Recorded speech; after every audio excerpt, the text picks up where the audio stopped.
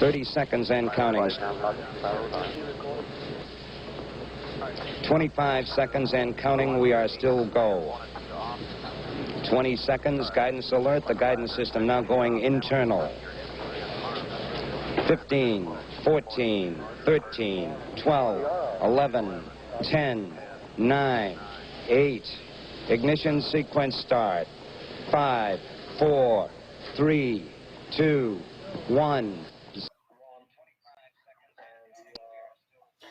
Good afternoon to my viewers in Europe and Africa, and good morning to everybody else in the Western Hemisphere. Good very early morning, or perhaps even evening, to my viewers in the Pacific Rim, and welcome to the Angry Astronaut. We got live just a little bit, well, substantially early, and the reason was we had the start time off by an hour, and a little difficulty in coordinating things today because the regular producer, unfortunately, he ran into some difficulties with his internet service, and Joel Ryder, who handled another one of my broadcasts recently, he came through for us and made himself available for this particular broadcast. I can see that we have 28 people watching. I hope everyone can hear me at the moment and everything's very clear. I think we're in good shape right now. So here we go. I'm pretty psyched about this launch. Yes, indeed. I am psyched as well. So we have 40 people watching already. Very happy to see that, given the fact that you guys didn't really have much of a heads up that I was going to be going live at this point. But I just wanted to make sure that I also caught you guys up with everything that's going to be happening, not only today, but also in the near future on this channel, and also with my personal appearances. I am on Tuesday, this coming Tuesday, I'm going to be in Cork, Ireland, or just outside of Cork, Ireland, at a place called the National Space Center, where I'm going to be running practically an all-day telethon, or pretty much an all-night telethon. At least I'm calling it a telethon because I still live in the past, where we're going to be doing fundraising for a very important radar dish that's used for, or will be used for, interplanetary communications, for radio astronomy. It's been inactive for a long period of time and frankly is about to become useless, irreparable, if we don't save it. So they're looking to raise money in the short run for that, and in the long run to enable it for interplanetary communications, radio astronomy, etc. So very, very big stuff. By the way, where's everybody checking in from? Forgot to ask that question. Got Texas. Where else do we have? Houston and Malta. Hello, Malta. Thank you very much for checking in today. I think maybe I'd noticed you check in before in the past, but nevertheless, very good to see you here. Once again, just feel free to let me know where the rest of you are checking in from. We just have just over 50 people checking in today. And by the way, I am Nottinghamshire, hello, and London. Well, that's where Joel Ryder is located. He's the producer today. Once again, Joel Ryder, his business is linked in the description. If you ever have need for any sort of video services, well, you need to go to him if you're in the London area. Hello, Montana, Perth, Australia. Hello, Syria. I hope you're doing well today. Northern Ireland, I hope you're doing good. I'm going to be on the other end of the island from you. Also Barstow, California, and Lincolnshire, United Kingdom, and also Virginia. Hello, Virginia. Thank you very much for checking in today. Also North Carolina, hello, just not too far away from where I used to live. I'm actually going to be coming back to the Carolinas in mid-November to see my son perform in a jazz ensemble at Clemson University. We got 60 people watching at the moment, and let's hope that that number increases as time goes on. Also, wanted to say a quick thank you. Bear with me just one moment. I want to make sure that I thank the right person here. I want to say a quick thank you to Lordman Lordman Storgelcrest is the name that he goes by on Patreon. He is our newest Patreon supporter. For those of you who've been watching my stuff lately, you probably know that I have been making a push to try to get to a 1%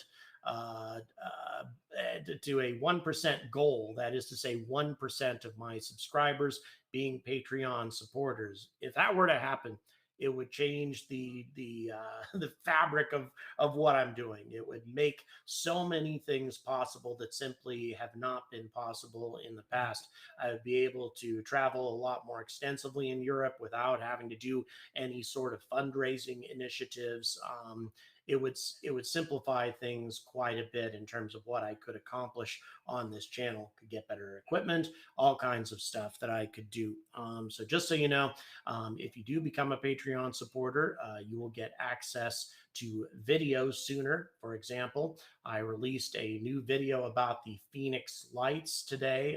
Actually, I'm calling it the Phoenix Lights Return, because there's an incident that happened recently that's practically identical to what happened with the Phoenix Lights incident. And that video is actually already live for Patreon supporters, Discord supporters, etc. Has been live for over an hour now. And that's just one of many benefits that you get if you decide to support me in that regard. Also, by hitting the little join button at the bottom of your screen, that's another way to do it. Okay, enough of that. Let's go ahead and get back. Oh, hello, Jutland. I forget how that's pronounced. Denmark and Maui, Hawaii. Hello, boy. Very, very late at night, early in the morning, whatever for you. Hello, Hong Kong. My good pilot friend who's actually from Toronto but lives in Hong Kong, flies, I believe, for a regional or an airline in that area. Titusville, Florida. Hello, my uncle's home, of course, or was at the time. Australia, hello. And Phoenix, I'm so pleased laser lights have returned. Yes, laser lights. It's definitely something that cats enjoy. And the Phoenix lights, well, I don't know. I'm not sure how interested the cats were in that particular event. Okay, so in any event, that's what's coming up here very soon. Somerset, UK. Hello, and thanks very much for tuning in. And hopefully we're going to get more people checking in as time goes on, because this is a very, very big event today. Hello, Clifton. Thank you very much for checking in today. Had a chance to talk. By the way, Damien is another one of our Discord supporters. And I've had a lot of really great conversations with him on Discord. So in any event, just want to say thank you for your support as well. So we're coming up on the 16 Psyche event. Very, very big deal. Obviously, the 16 Psyche mission is something that I've been reporting on for a really, really long time. And the fact of the matter is, this is an event that could change everything. It's as simple as that. It's going to take some time before this mission arrives at 16 Psyche. But once it does, depending on what we find there, it could change the future of our civilization. And I really don't think I'm exaggerating when I say that, because 16 Psyche has enough, we think, enough mineral and metallic resources to fully supply our entire civilization for many centuries to come. There is more wealth tied up in that one asteroid than there is in the entire worldwide economic system. Quadrillions of dollars in mineral and metallic resources, including rare metals, rare earths, things that our civilization requires, all tied up in this one object that SpaceX and NASA are going to be heading towards. The probe that they are sending out is an ambitious one indeed.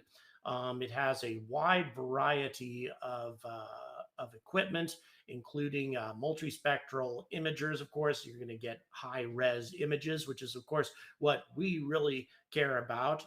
It also is going to communicate with a couple of different methods. Radio communications is, of course, the typical method of communicating. But in addition to that, it's also going to utilize some experimental laser communications. Laser communications are going to be a big part of what this probe is going to be experimenting with. And if this proves to be effective, then it could be something that the Breakthrough Starshot mission uses on an interstellar journey.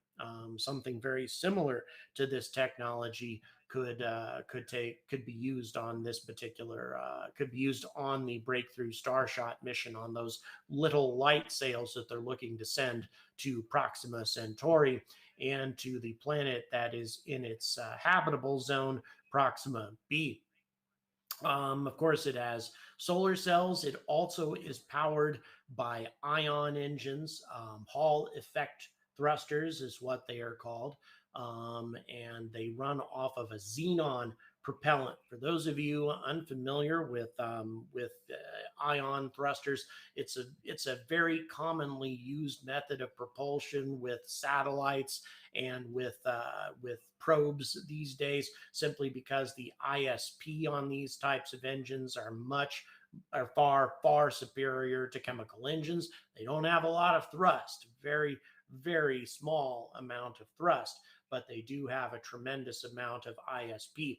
And the idea is you take an element that is an inert element that is fairly easy to ionize, like xenon or krypton. In the case of this particular probe, it's xenon fuel. You ionize it and use the ionized fuel as a propellant, and it travels much faster than chemical propellant does. And so therefore it's a much more efficient engine. And if it's more efficient, that means you get superior ISP. By the way, guys, while you're around, I would ask you, of course, to please like and please subscribe. Very important to the success of this channel. If you are not subscribed, please do. And in addition to that, of course, if you, as I've mentioned before, if you'd like to support this channel, I'm doing a Patreon drive, but also if you would like to support through the traditional super chat method, I am definitely not going to turn that down. So once again, I thank you in advance to everybody that's going to support the channel in that regard. It definitely helps me to bring you the type of coverage I've brought you in the past, but I'm going to try to bring you even better coverage as time goes on. For example, I'm going to be going to Ireland, as I mentioned before, to cover a fundraiser and actually to help them out with a fundraiser to try to save an important radio dish that can be used for radio astronomy, interplanetary communications. After that, for those of you familiar with pulsar fusion, the fusion engine that is being experimented with here in Britain, they've accomplished a hell of a lot since I've toured their facility the last time, and I'm going to be there week after this next week. So in less than 2 weeks, I'm going to be touring their facilities, seeing some of their new vacuum chambers where they're creating plasma. So yeah, very exciting stuff indeed coming up. So sound a little low. It could be just simply because the microphone is a bit of a distance away from me. I'll try to get a little closer. And once again, really do appreciate everybody who's checked in to watch today. Very soon, NASA is going to be going live to start providing their coverage. As far as the Falcon Heavy launch is concerned, once again, this is a mission that is definitely suited to Falcon Heavy, not to Falcon 9. Falcon 9, for the most part, is incapable of sending out interplanetary probes or even vehicles that are fairly heavy out to the moon even. It requires the additional thrust that you get out of 3 Falcon 9 cores, 27 Merlin engines. That's what's necessary in order to send out interplanetary flights.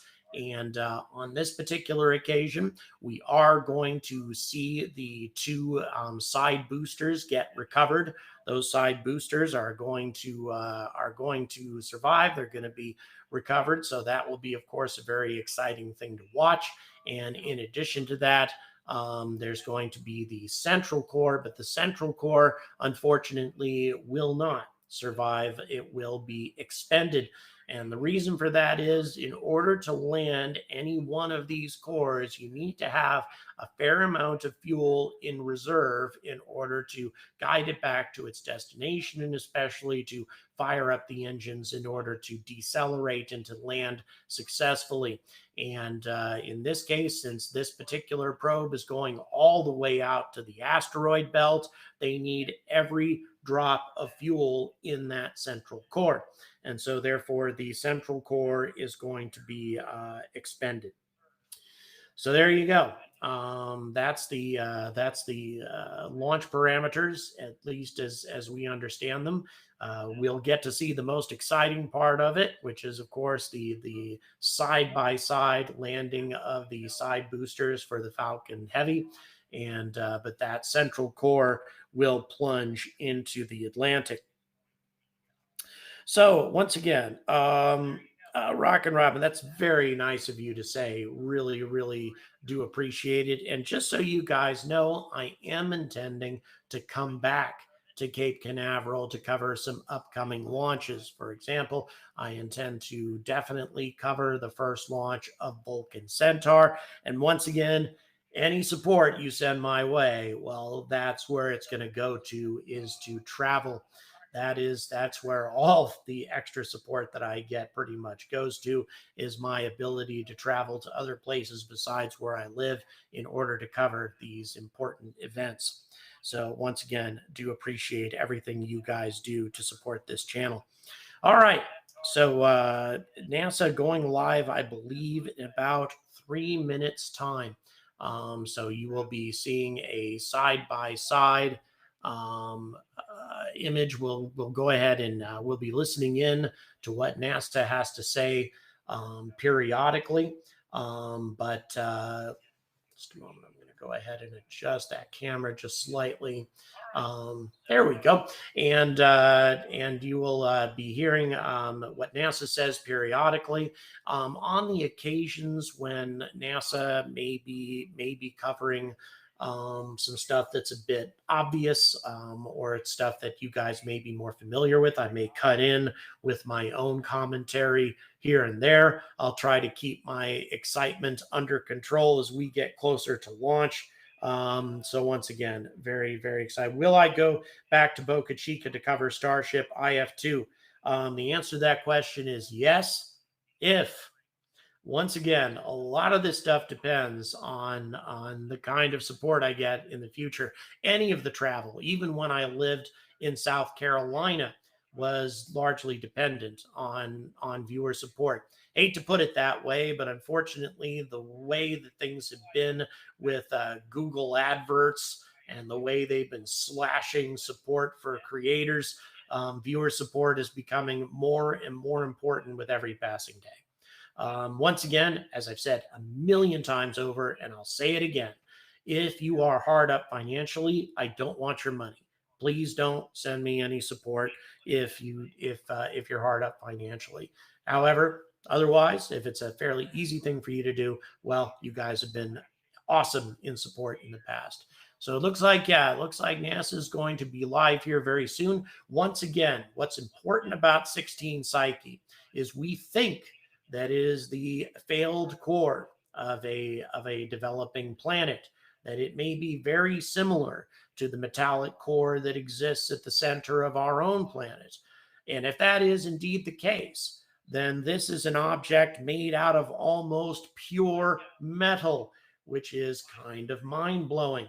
And of course, that's going to tell us a lot about the development of the universe. But in addition to that, it is a source of metallic riches and resources that would make a huge difference indeed. Real American 51, thank you so much for kicking off the super chats today. Really appreciate your generous support for the $10. Thanks very much indeed. So here we go. What's happened to SpaceX's Falcon 9 launch streams? Asks Andy Stevens. Andy, I've got some bad news for you, or bad and good, depending on how you look at it.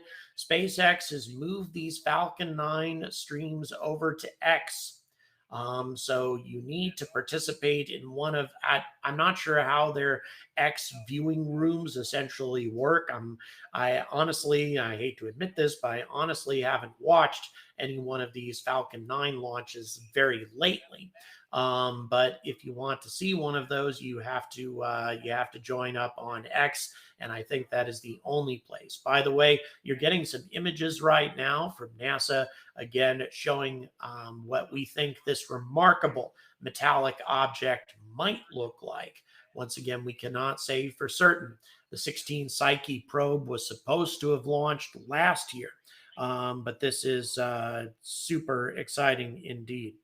Okay, so launch schedule 10:16 Eastern Daylight Time.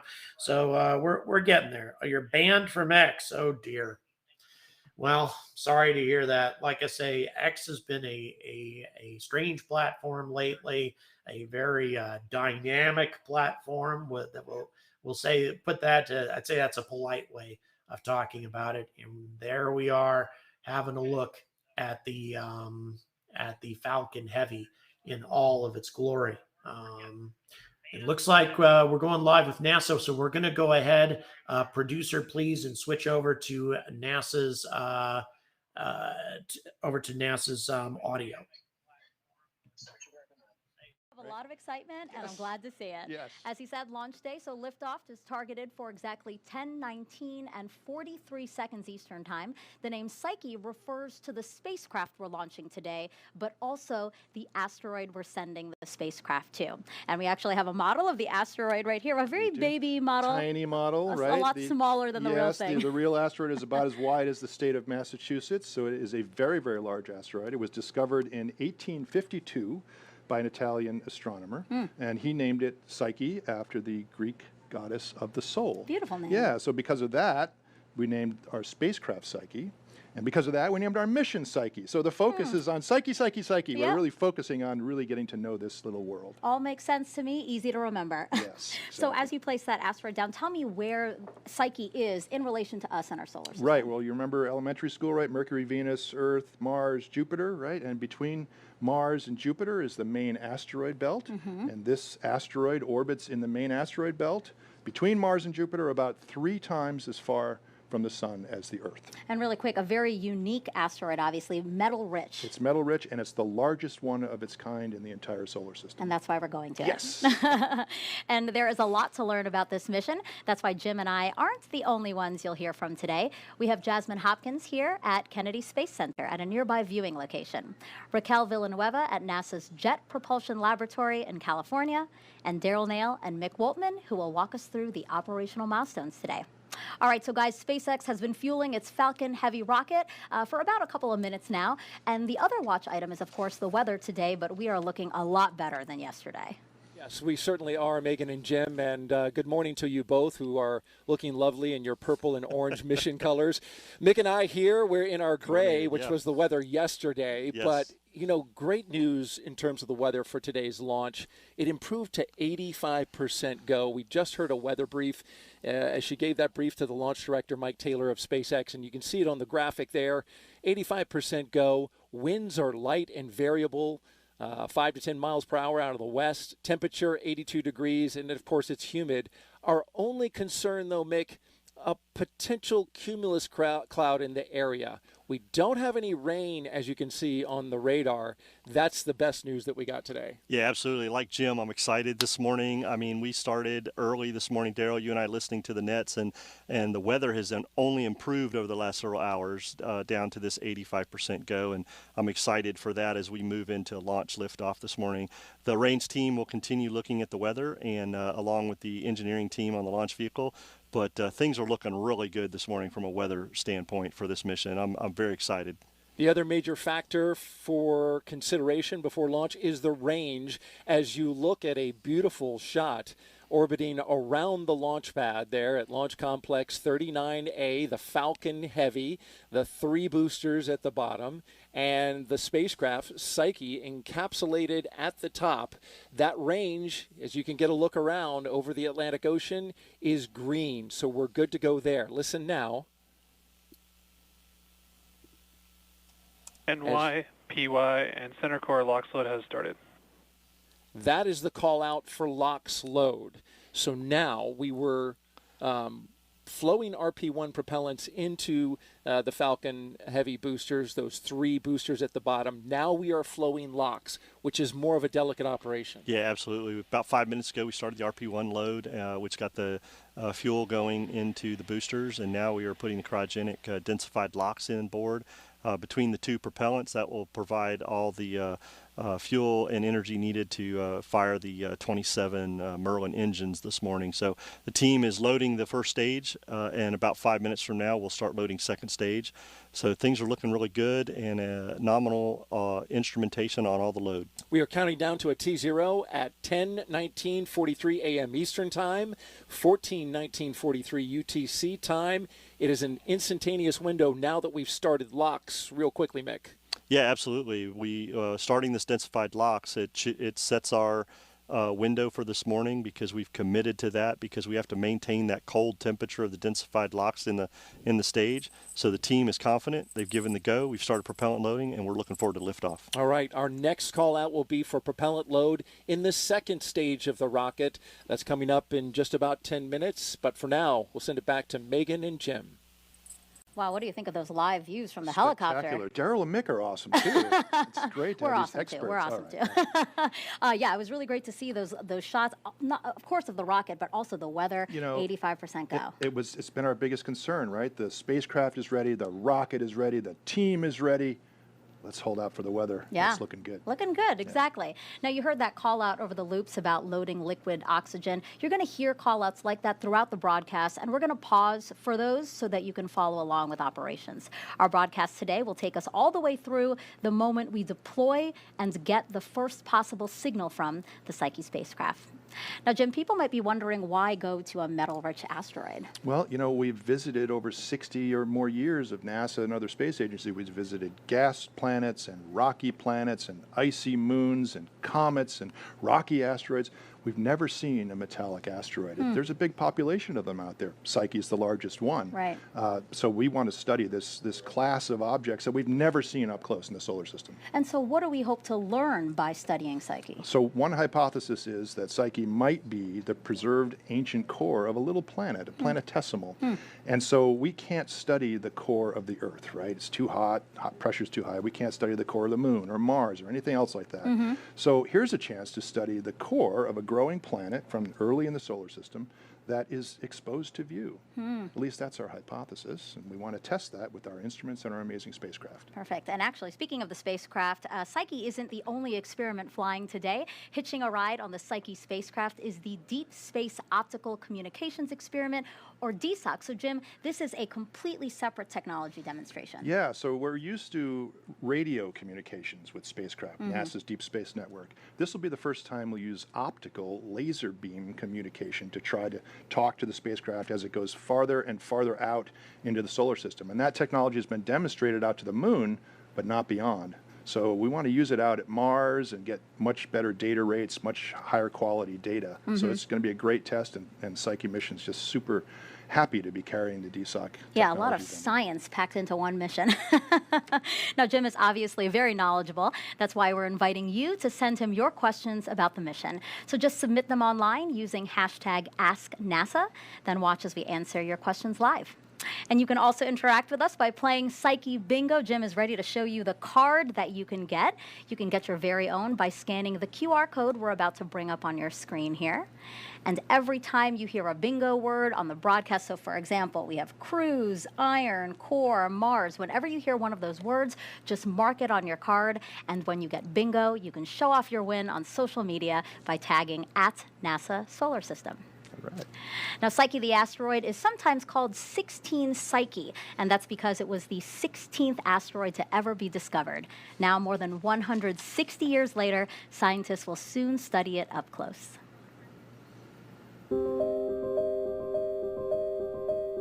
Psyche is an asteroid that orbits the sun out between Mars and Jupiter. The reason that Psyche is unique is that it is metal rich. It's believed that it may be a remnant core of an early planetesimal that was formed in the very, very earliest parts of the formation of the solar system. And after this planet started forming and this metal core formed inside of that, it collided with other bodies that then stripped off the rocky mantle, leaving this core in place. This is the part of planets that we can't sample directly today. It's too hot, the pressure's too high, our instruments would melt. Can't drill a hole that deep in the Earth or other planets. So how do we study the core of our planet? Psyche gives us the opportunity to visit a core, the only way that humankind can ever do, and it would be the first metal object that humankind has ever visited. After launch, we cruise through interplanetary space for a number of years. First, we fly by Mars for a gravity assist that'll slingshot us into the asteroid belt. And then we're thrusting all the way from there to finally arriving at Psyche. We'll go into 4 orbits to collect Hello, the folks. necessary Just measurements want that we to need from let you our know 3 that I'm primary going to be instruments. here cutting in occasionally with my own commentary. I would think that if you wanted to watch NASA's coverage of this, then you would be watching NASA. But nevertheless, I will interrupt only periodically. If Psyche still has some sort of remnant magnetic field, that probably tells us it really was a core. It's a strong indicator. We also use the radio on the spacecraft as an instrument, so we can map out the gravity and map out the interior structure that way. We're using a particular thruster technology, Hall effect thruster technology. They operate 5 times more efficiently than normal rockets, so they use a lot less fuel, and is what allows us to get into orbit around this asteroid. Solar electric propulsion has been around for quite a while, and it has flown before, but we're continuing to push the boundaries. We're going to have big 5-panel fold-out solar panels that will provide the electricity for the thrusters, which use as propellant the noble gas xenon. This will be the first time that Hall effect thrusters have flown in deep space. Studying the evolution of a planetary body is a detective story. There's a magic to when you actually are on the launch pad and you say, we're go for launch. And you feel like singing and dancing, and you feel like throwing up at the same time. Let's go discover things about our solar system that we have no other way to do. I think that it's fundamental to who we are and also who we should be. It's an incredible opportunity to be a part of the team making that happen.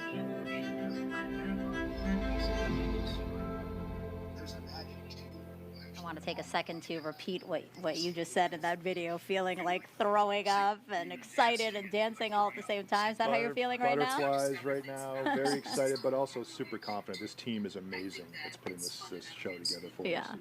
And the scientist leading the investigation, we just saw her in that video, Lindy Elkins-Tanton. I was just she's a asked, professor at I'll Arizona State really University, quickly where cut you in also- to answer a question that was asked. Why do I call myself the angry astronaut? Because I'm angry about waste at NASA.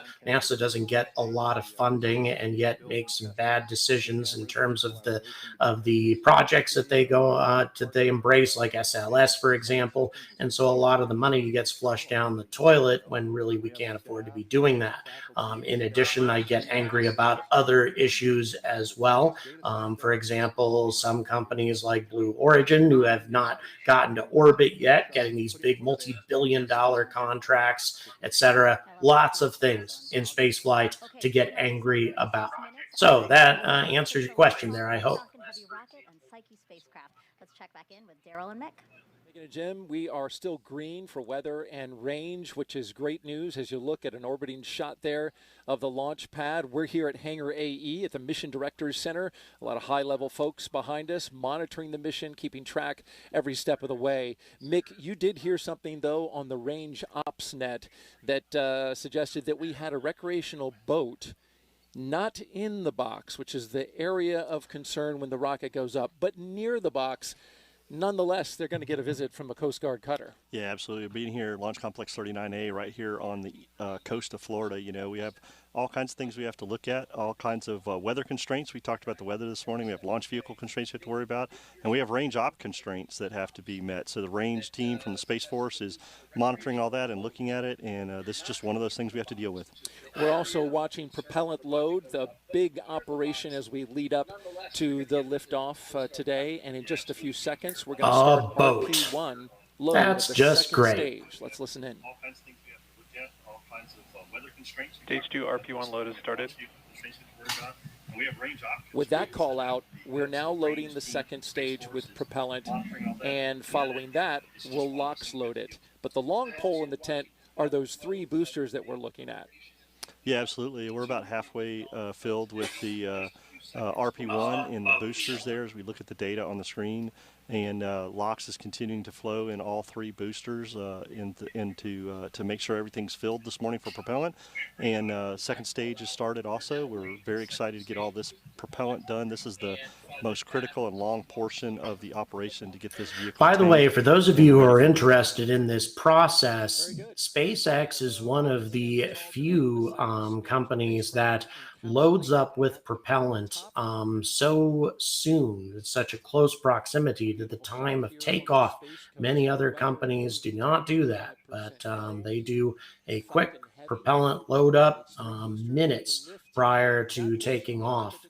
Very interesting process. As you can see, it works very well for them. Inside that fairing, which protects it from the atmosphere. Yeah, during ascent, we have to protect the spacecraft through all the Earth atmosphere, and as we get heading into space, and once we get into space, the fairing will be deployed, and Psyche will be out in the environment and ready for deployment. And SpaceX planning on capturing those fairings today after they fall back into the ocean. Coming up, we're going to load the last of the commodities. LOX. The question was asked as to whether or not I'd like to go to space someday. Yes, I would indeed.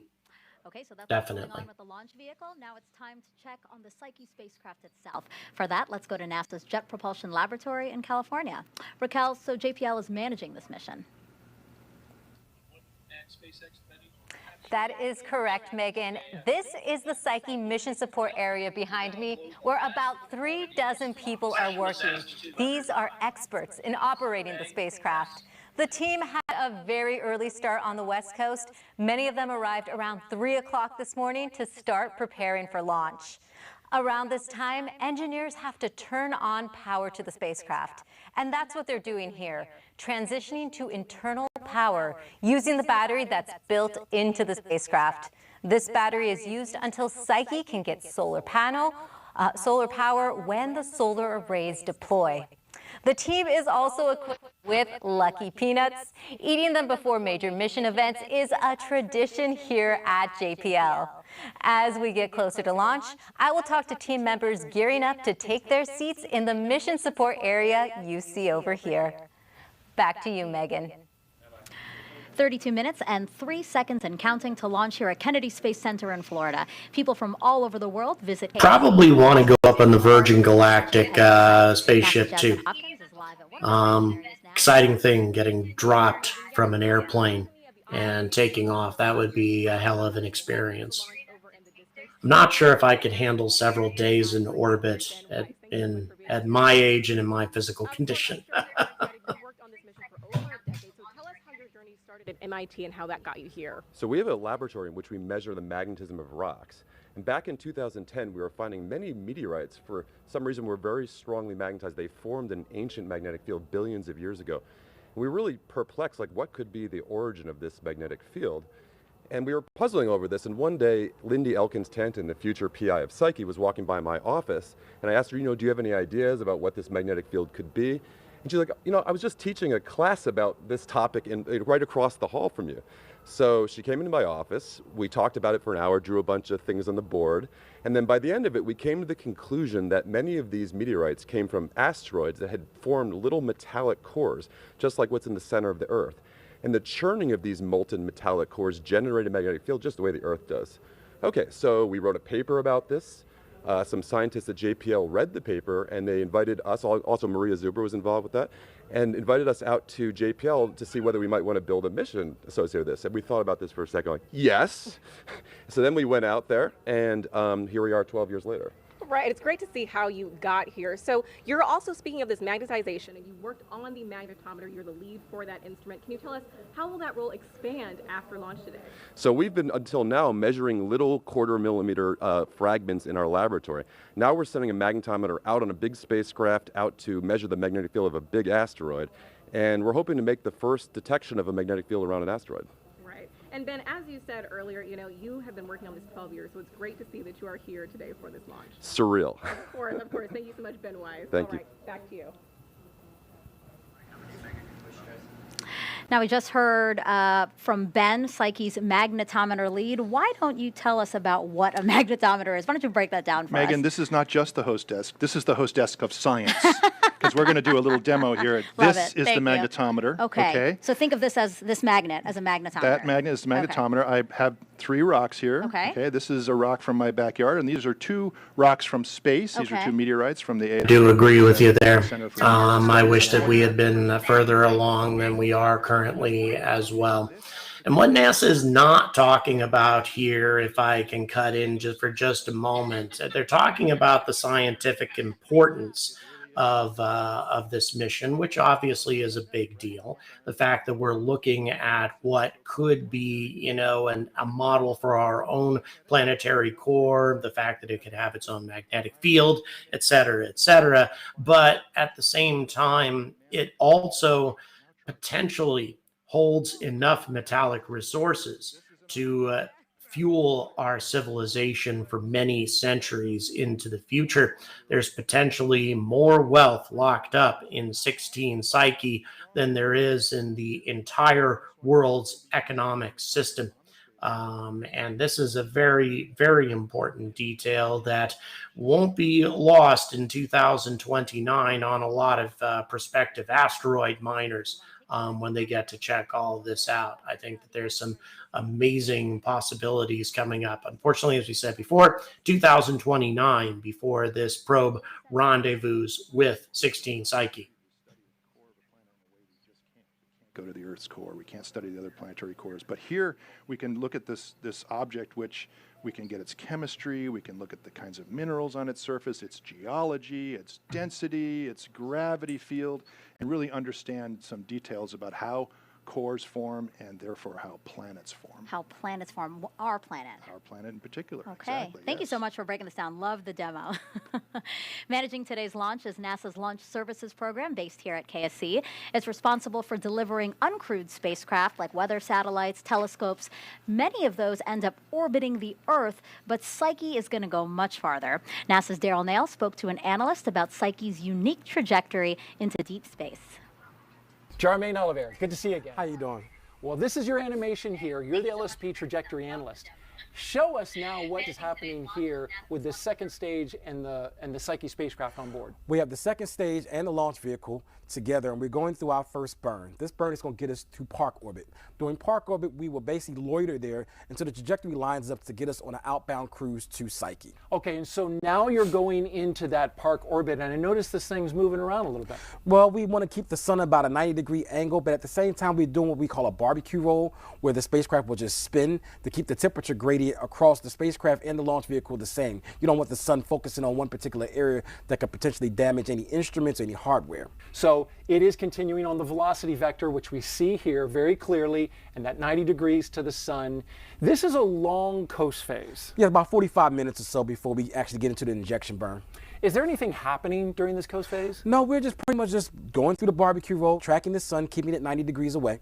We're approaching now southern Africa and crossing that continent, but then getting ready for that second burn. Right. When we finish crossing over the continent of Africa, then we'll start getting ready to do that injection burn where the vehicle will get into another attitude that will line up with the velocity vector. And is that why we're seeing it start to swing back around? Yes, you're starting to see that swing a little bit slowly right now. Now the sun is on the other side of the Earth and starting to get into a shadow, so we'll actually be in darkness here as we approach the northwestern coast of Australia. Correct. But that's not a concern to us. We still want to maintain the barbecue roll, as you can see. And as you can see right now, we're actually lining up to get to that velocity vector. And once we line up with that, we'll perform that injection burn. All right, we see it now in the dark side of the Earth, starting to point into that velocity vector that you mentioned. And here comes our second burn. Yes. You're about to see the second burn happen right now. It's about 2.5 minutes. This would inject us into the orbit that we would need to get to Psyche. Second engine start, number 2. Your animation has a little vibration there as the engine's giving it the go, and then it cuts off. Yes. And now, after this burn is complete, we will then get ready to go to the separation attitude. So you see the launch vehicle and the spacecraft get into an attitude where when we separate the spacecraft, the launch vehicle can then go into another attitude and perform a burn to get it away from Psyche. I see it swinging back around, and here you've labeled Psyche separation. Yes. This is the moment where the second stage comes off the spacecraft. Yes. At this time, we have separated from Psyche. Psyche is on its way. The launch vehicle is now performing a burn to get itself away from Psyche to include recontact, and Psyche will be on its way shortly. Great. We don't want to run into the second stage with the spacecraft. It's got a job to do. And first, it's going out towards Mars. Yes, it's going to do a Mars flyby to get that gravity assist, to slingshot itself over to the Psyche asteroid. Help save fuel, get out to its destination. That's all a good thing. Yes, sir. Jermaine, thanks for showing us that. Thanks for having me. Time. And we have space enthusiasts watching today's launch from around the world, and we have some recorded questions that they've sent in, while some are posting them live to social media. So why don't we get to some of those questions now? Let's do it. Don't be nervous. I think you'll get them all. All right. So here's the first one. Hi, I'm Ezra, and I have 2 questions for you. How will you communicate with the spacecraft, and how did you come across Psyche 16? Thank you. Oh, wow. Great first question. Ezra's awesome. Those are great questions. So we actually communicate with the spacecraft using radio waves. So the spacecraft has a transmitter and a receiver, and it talks. Apparently, we're getting into some viewer questions. I'm, of course, continuing to be happy to answer any viewer questions that may come in. If you saw me looking around, there's automatic skylights in this place where I'm staying, and it's starting to rain, and the skylights close automatically when the rain starts. It's an interesting feature. So in any event, just to give you a real quick rundown on what the configuration rather of Falcon Heavy that's being used here. What's going to happen? Fortunately, we will get to see the 2 side boosters get reused. Those will land again at the Cape. That is the plan anyway. The core stage, however, will not be reused. It will not survive that the launch, and the reason for that is you need to conserve a fair amount of fuel in each stage if you want to bring them back to land them again to be reused. And in this case, this is a fairly sizable probe being launched all the way to the asteroid belt. Therefore, NASA feels that they need all of the fuel from that core stage in order to get it to its target. And this is the sort of thing that happens with some frequency. You may notice that with a lot of U.S. Space Force missions. They expend the core. Sometimes they expend the entire Falcon Heavy to deliver a sizable spacecraft or a sizable satellite out to geosynchronous orbit. For an interplanetary flight, it's even more difficult. So unfortunately, we don't get to reuse all of the boosters, but we do get to reuse quite a bit of it. So looking forward to watching those side boosters set down. Looks like we have Bill Nelson, and may give him an opportunity to say what he's going to say. Isn't it interesting that asteroids are just fascinating to us because it gives us the clues to the origins not only of our solar system, but also the universe. So we brought back OSIRIS-REx. We revealed it yesterday at the Johnson Space Center, and lo and behold, it has water in clay. And this is just on the outside of the container. We haven't even opened the container yet. It also has carbon. So if you got water and carbon, you got the building blocks of life. Now, this one, Psyche, we're going to a metallic asteroid, which is a core of some kind of celestial body. And as a result, we're going to learn all kind of new things, how these things fly through the solar system and they hit each other and they cause the evolution of what we have today, our solar system. And Administrator Nelson, we're also looking at the longevity of a mission like Psyche. It's going to take us about 6 years to get there. So what are the long-term effects of a mission like this? Load is complete. Well, it's what you have to do to get there. We're using a flyby Mars as a gravity assist, and that just takes longer to get there. But isn't that something? That 6 years down the road, we're finally going to get the revelation of what we're looking for, but we had to start planning it and building it even several years before this. Right, exactly. It's great to see that we are here on this day for launch. Thank you so much for joining us, Administrator Nelson. Jim and Megan, back to you. And we just heard that call out for stage 1 RP loading. Okay, we're coming up on another major fueling milestone now. Let's check back in with Daryl and Mick. That's right, Megan. Stage 1 RP load complete, and so that completes the stage 2. Rather, stage 2 complete. But we're continuing to load RP1 in the first stage boosters as well as LOX, which is the long pole in the tent. And as we look at this view from our Kennedy Flight Operations team and their Airbus H-135 helicopters, which are out there for security purposes, and they have a camera on board, thankfully for us, you can see the LOX clouds surrounding the rocket, which it's quite a humid day here in Florida today, Mick, so it really stands out dramatically. Yeah, that cloud is caused from that boil off we talked about, Daryl, that once we start loading, that cold locks into the vehicle. We get boil off that occurs to allow the venting of the tanks so that we can get as much LOX into the tank as possible for today's mission. We want all of that propellant to be able to get Psyche on its way on that trajectory that Charmaine talked to you about. Speaking of LOX, we are getting ready to start loading LOX into stage 2 of the rocket, the upper part.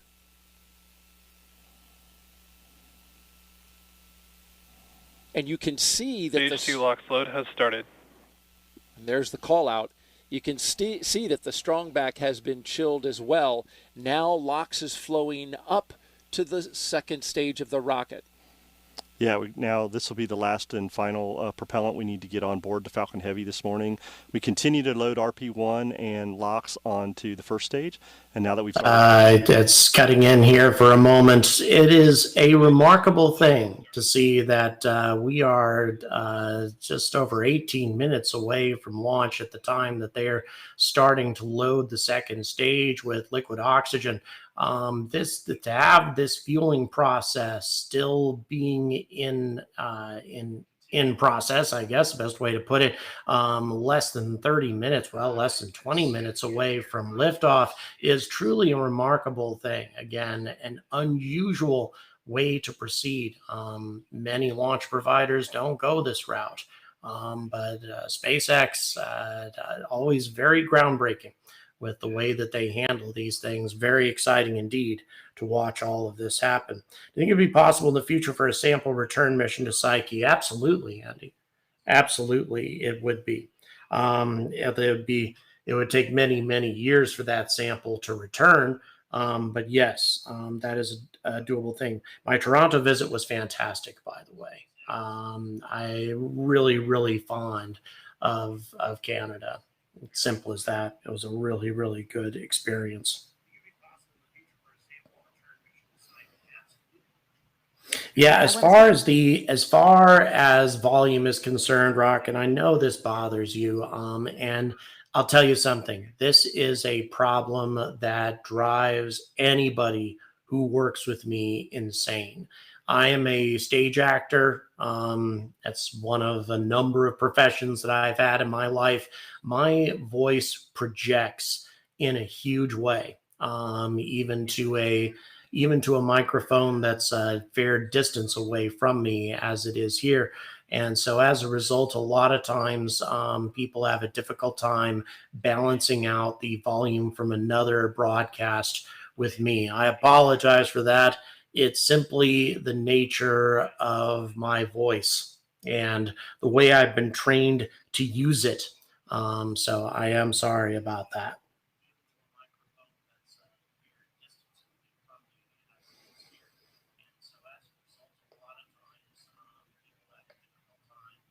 operations facility here at JPL, which operates the Deep Space Network. It consists of 3. If you haven't forgotten, we got 160 people watching, and I don't see. Well, I'm not sure how many. I definitely don't think we have 160 likes. Please like, guys. Please subscribe.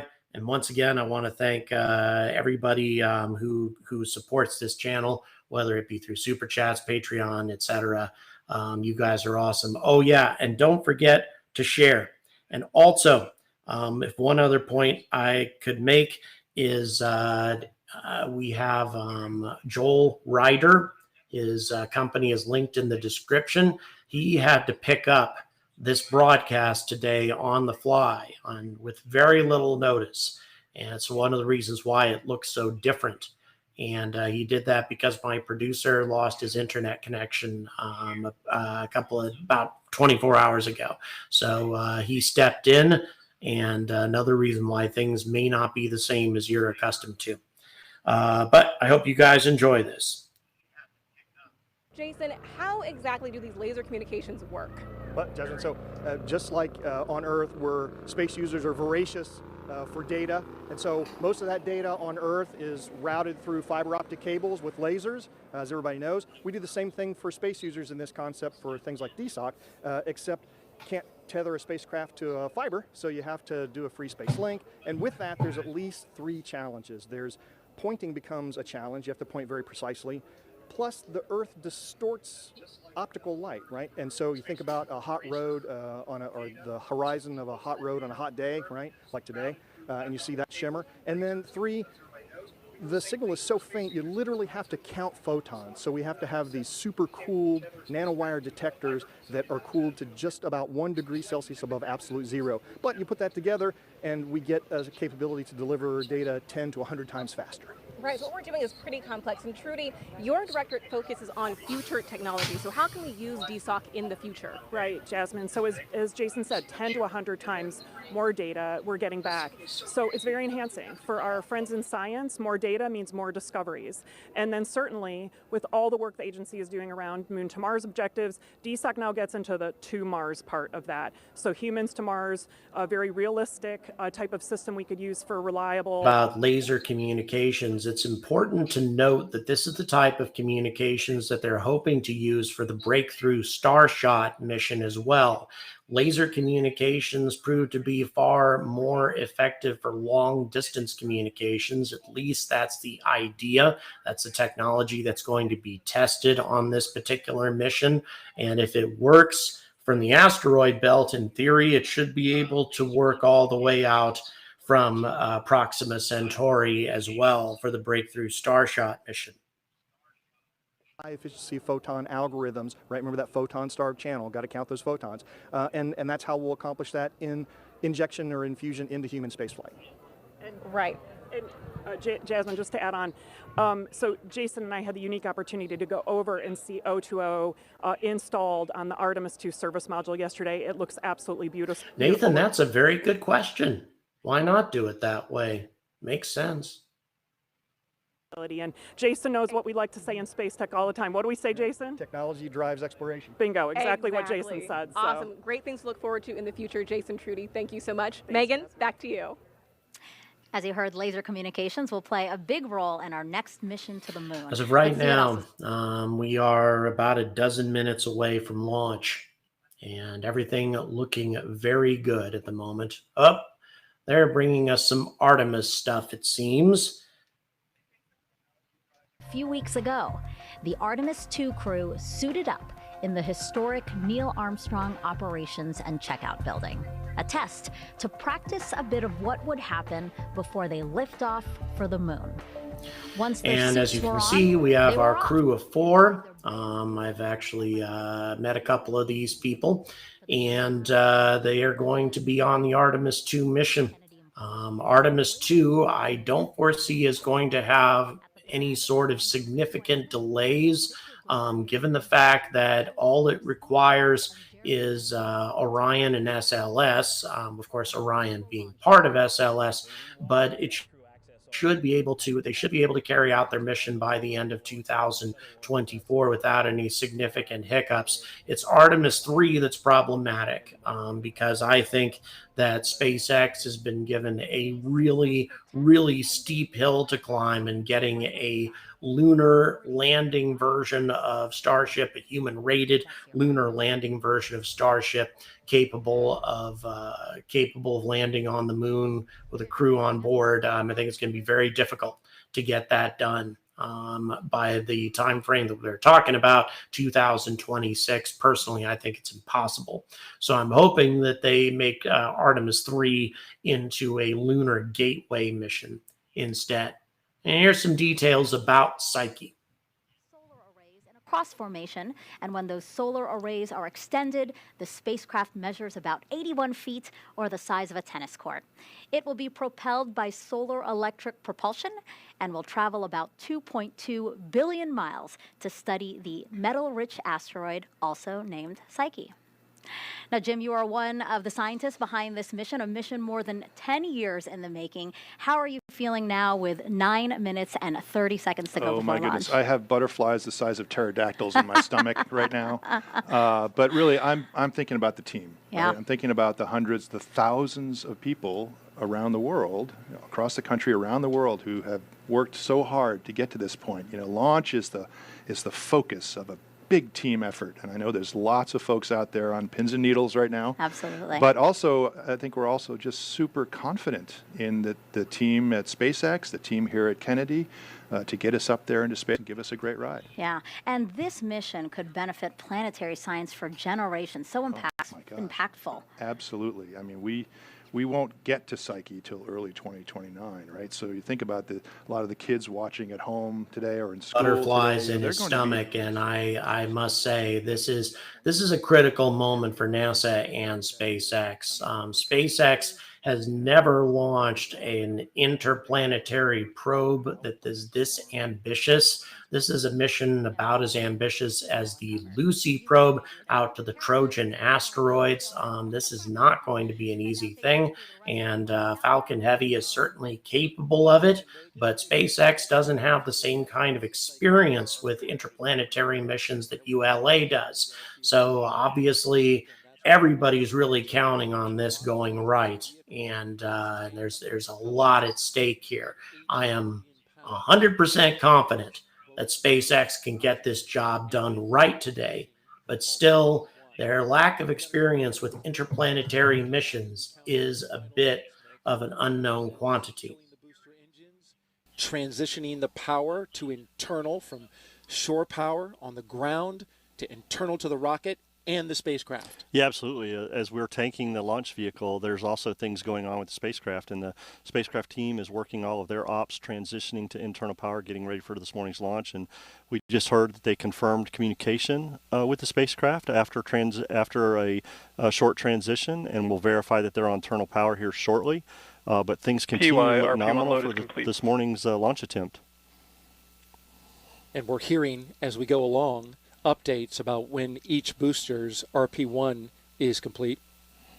And we will also hear when their LOX is complete. We're getting now clicking over to 7 minutes and counting. Getting excited. I've been waiting essentially since I started this channel for this mission, for this moment. When you're flowing super chilled liquid oxygen into them. Yeah, we want to make sure all 27 engines are chilled to the right temperature, making sure once we get the chilled down RP1 and the densified liquid oxygen in there. Thank you so much for your support. Really, really appreciate it. Like I say, it's immensely helpful to this channel, and it's what allows me to go out in the field and cover these events in person, which I intend to do both here in Europe and in the States. That's coming up in just 20 seconds. We're watching the boosters as they fill. They are close to getting complete. NY RP1 load is complete. Another booster down for RP1. Actually 3 now. So now we move to the filling of the LOX and the completion for all 3 first stage boosters. Okay, and I'm good to run that now.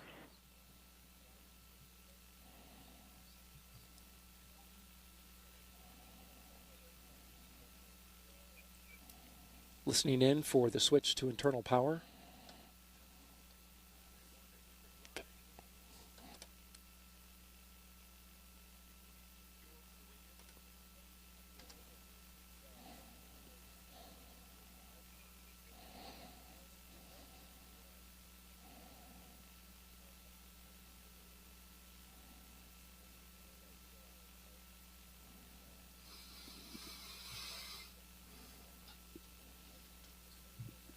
Pins and Beautiful needles. shot Pins of the rocket, and needles. Falcon Heavy. Spacecraft is on internal power.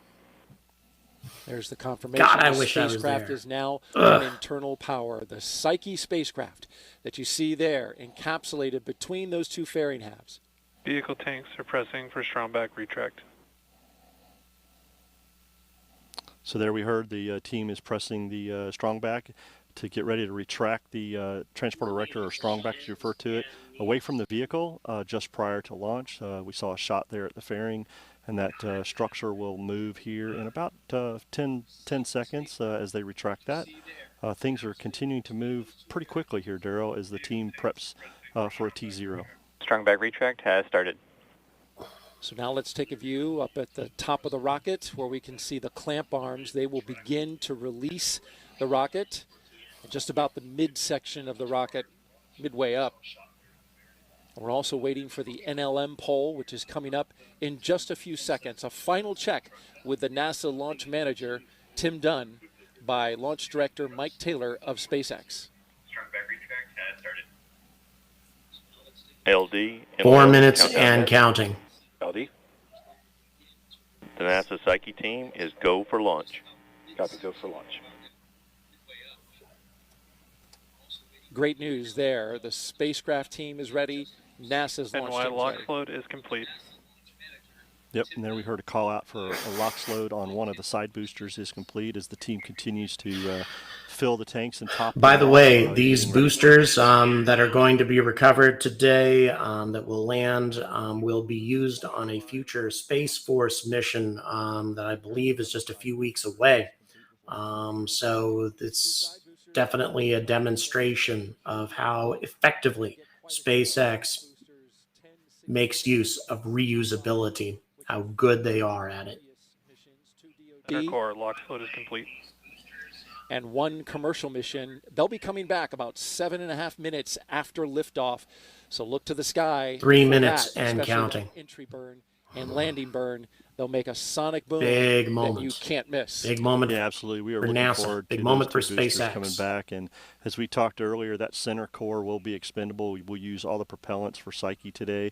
And if you look at the launch vehicle, one of the unique things about that center core being brand new and expendable is you'll notice there's no grid fins or landing legs on that.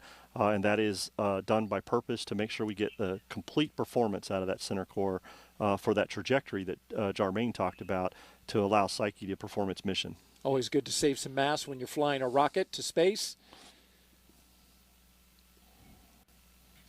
And those two side boosters, NASA has eyes for them for the Europa Clipper mission. We do. Actually, the side boosters will be used on a... Stage 2 LOX load is complete.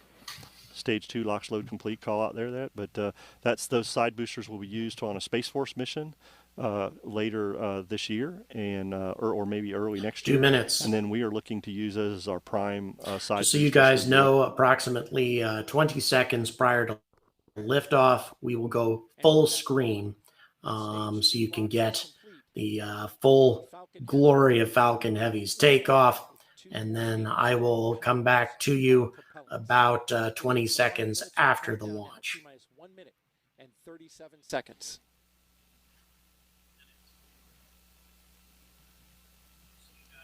Gas launch closeouts. So you heard there the ground gas closeouts.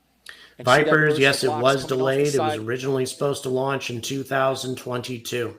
They ran into some difficulties with the spacecraft.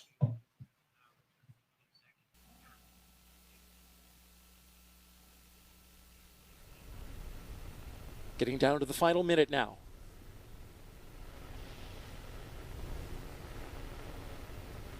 Falcon Heavy is in startup. Virgil, thank you so much for the tenor. Really appreciate it. Good Thank call you out so that the much. Falcon Heavy is in startup.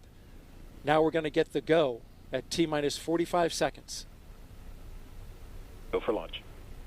And here we go, guys. We are go for launch. All systems are go. In just a moment, we'll cut away to full screen. To deep space. 30 seconds.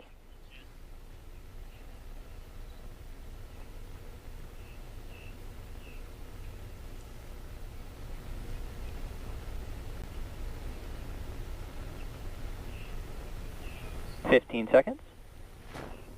And here we go with the final seconds of launch. T-minus 10, 9, 8, 7, 6, 5, 4, 3, 2, 1. Engine ignition. Here we go, here we go. And liftoff. Liftoff of Falcon Heavy and Psyche. Go, go, Mission go, to go, a metal go, asteroid go. in deep space to study the building blocks of our planet's inner space. Vehicles pitching downrange. M1D chamber pressure is nominal.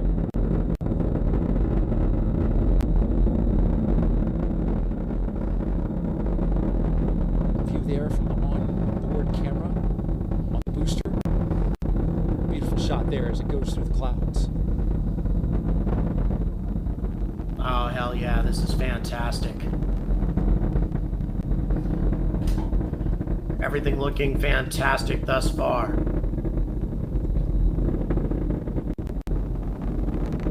Power and telemetry nominal. Over here, Daryl, the power telemetry nominal. We're also looking at the data for all 27 engines. Falcon is supersonic. All chamber pressures look good, and Falcon is supersonic now. Throttling down in preparation for max Q. A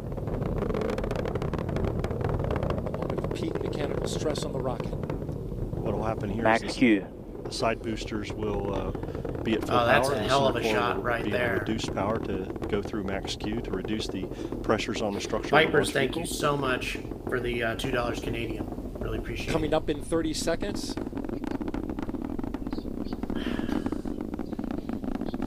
We'll start getting ready to Look at it go. 27 have those Merlin boosters cut engines.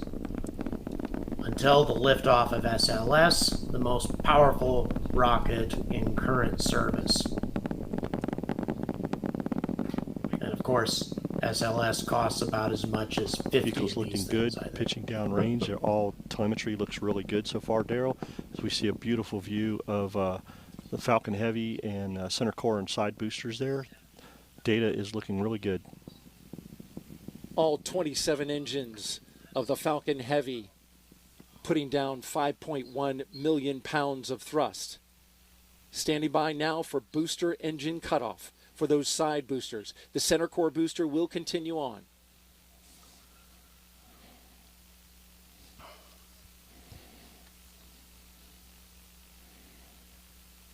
Booster engine cutoff. Side booster separation confirmed. Great shot there of the side boosters coming off the rocket. And there we go. MVAC engine chill has started. 16 Psyche now running off of the core stage only. For side Nico boosters making their way back for a landing at the Cape. Core stage will not land. Core stage will devour all of its fuel, for ignition. Driving 16 Psyche out to where Those boosters will it have needs to 3 be. burns, 2 re-entry burns, and 1 final landing burn before it comes back down at LZ1 Man, this is and amazing. LZ2, landing zone 1 and 2 here at the Cape.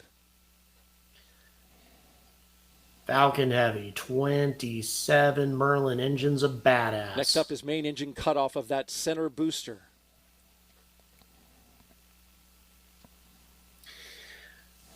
Yes, John, we have blown right past max Q some time ago, actually.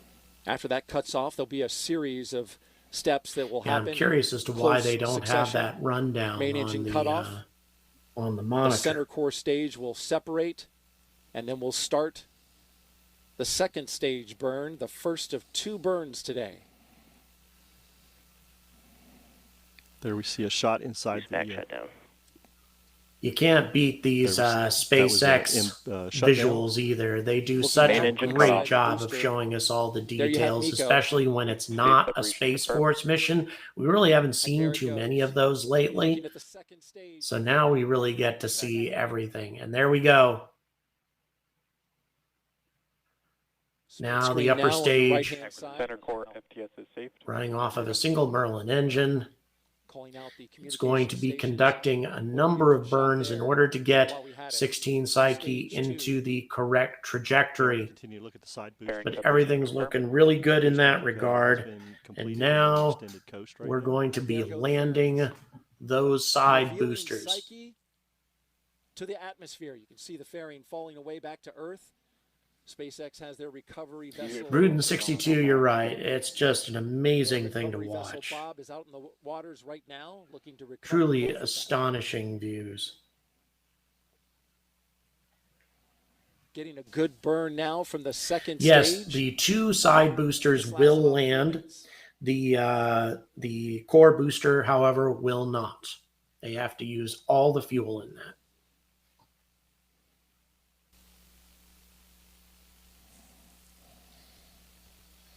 Mike, they do have a stream, but it's on X. They've moved everything over to X. We are going out over the Atlantic Ocean, heading south towards southern Africa.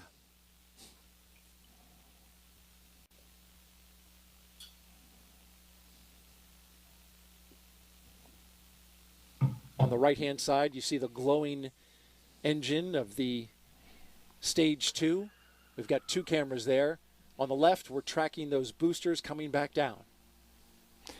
Yeah, we should see in about 20 seconds. We should everything see looking the flawless. Booster entry burn, which is be the one engine on both side boosters. Quite a clear image in space on the right-hand side. We've got clouds overhead on the left. And here come those side boosters. We're tracking one of those boosters, also tracking the second stage, it looks like right there. Yeah, all the data so far, telemetry is looking nominal. I see the telemetry chilling down the engines for that booster entry burn on the side boosters, starting up in the telemetry. Everything's looking nominal. The vehicle second stage is performing very well, and side boosters are coming back.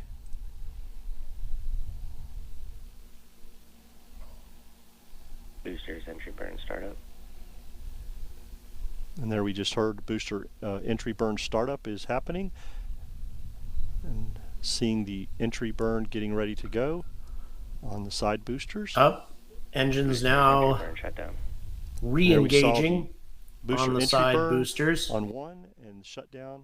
Should be moments away from touchdown. Side booster and shutdown. Next burn is the final landing burn. Oh, what a beautiful shot of those coming back. And for folks who are in the area, you end up hearing that loud sonic boom, that thunderclap, just about the time they make landing. Stage 2 is on a nominal trajectory. Oof. Beautiful. Here they come. Here they come. Away from this landing zone, we certainly hear it and feel it. Yep, and I see now that the side boosters are supersonic, transitioning to transonic. And that's a shot of the booster through a thin layer of clouds. We hear the call out for transonic. Just a masterpiece of engineering.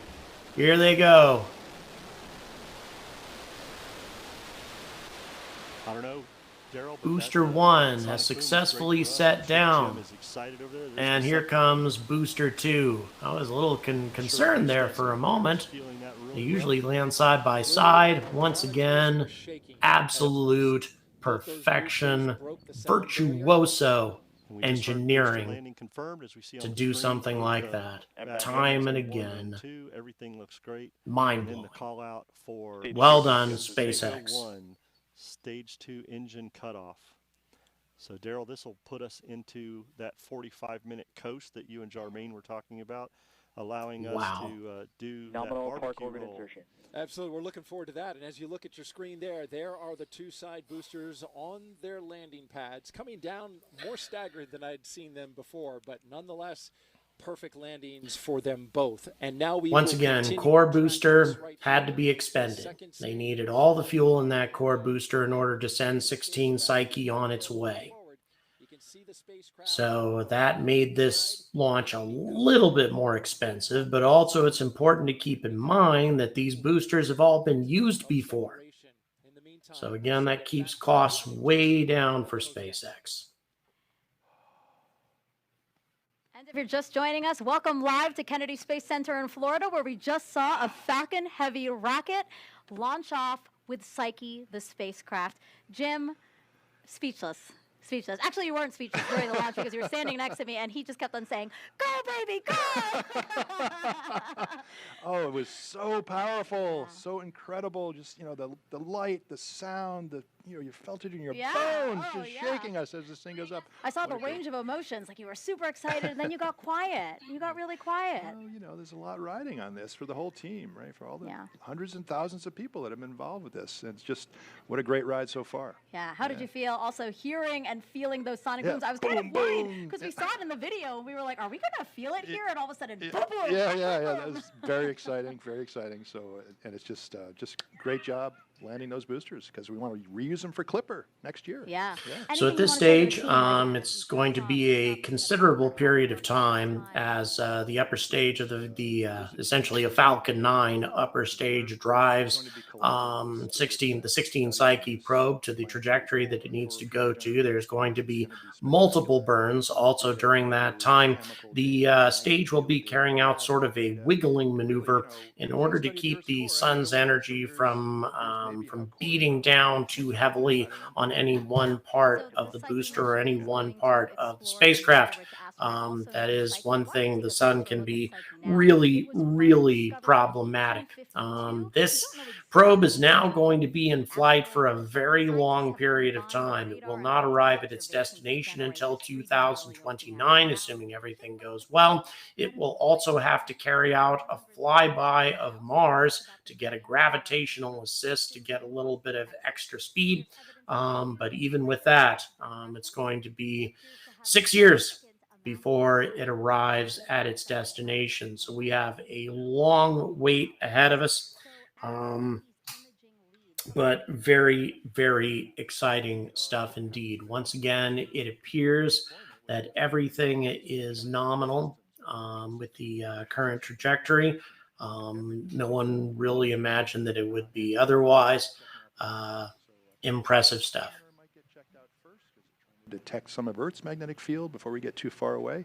And then in the weeks after that, we'll be testing out the imagers, taking pictures of stars. Dark King, yes, we will. Cameras, There's no reason why this probe won't send back some pictures from Mars. Where we'll get lots of more great pictures as we pass by Mars. And then, of course, we'll start seeing Psyche as we get close to the end of this decade in late 28, early 29. It'll go from that point of light that we can see in telescopes to its own little world. Yeah, the fact that right now it's so far away, again, orbiting the Earth between Mars and Jupiter, 3 times farther from the sun than Earth is, to be able to study it now up close. That's amazing. It's very exciting, right? Yeah. And the fact that we're going so far out to learn all more. Super impressive stuff. Guys, please don't forget to like and please don't forget to subscribe if you have not already done so.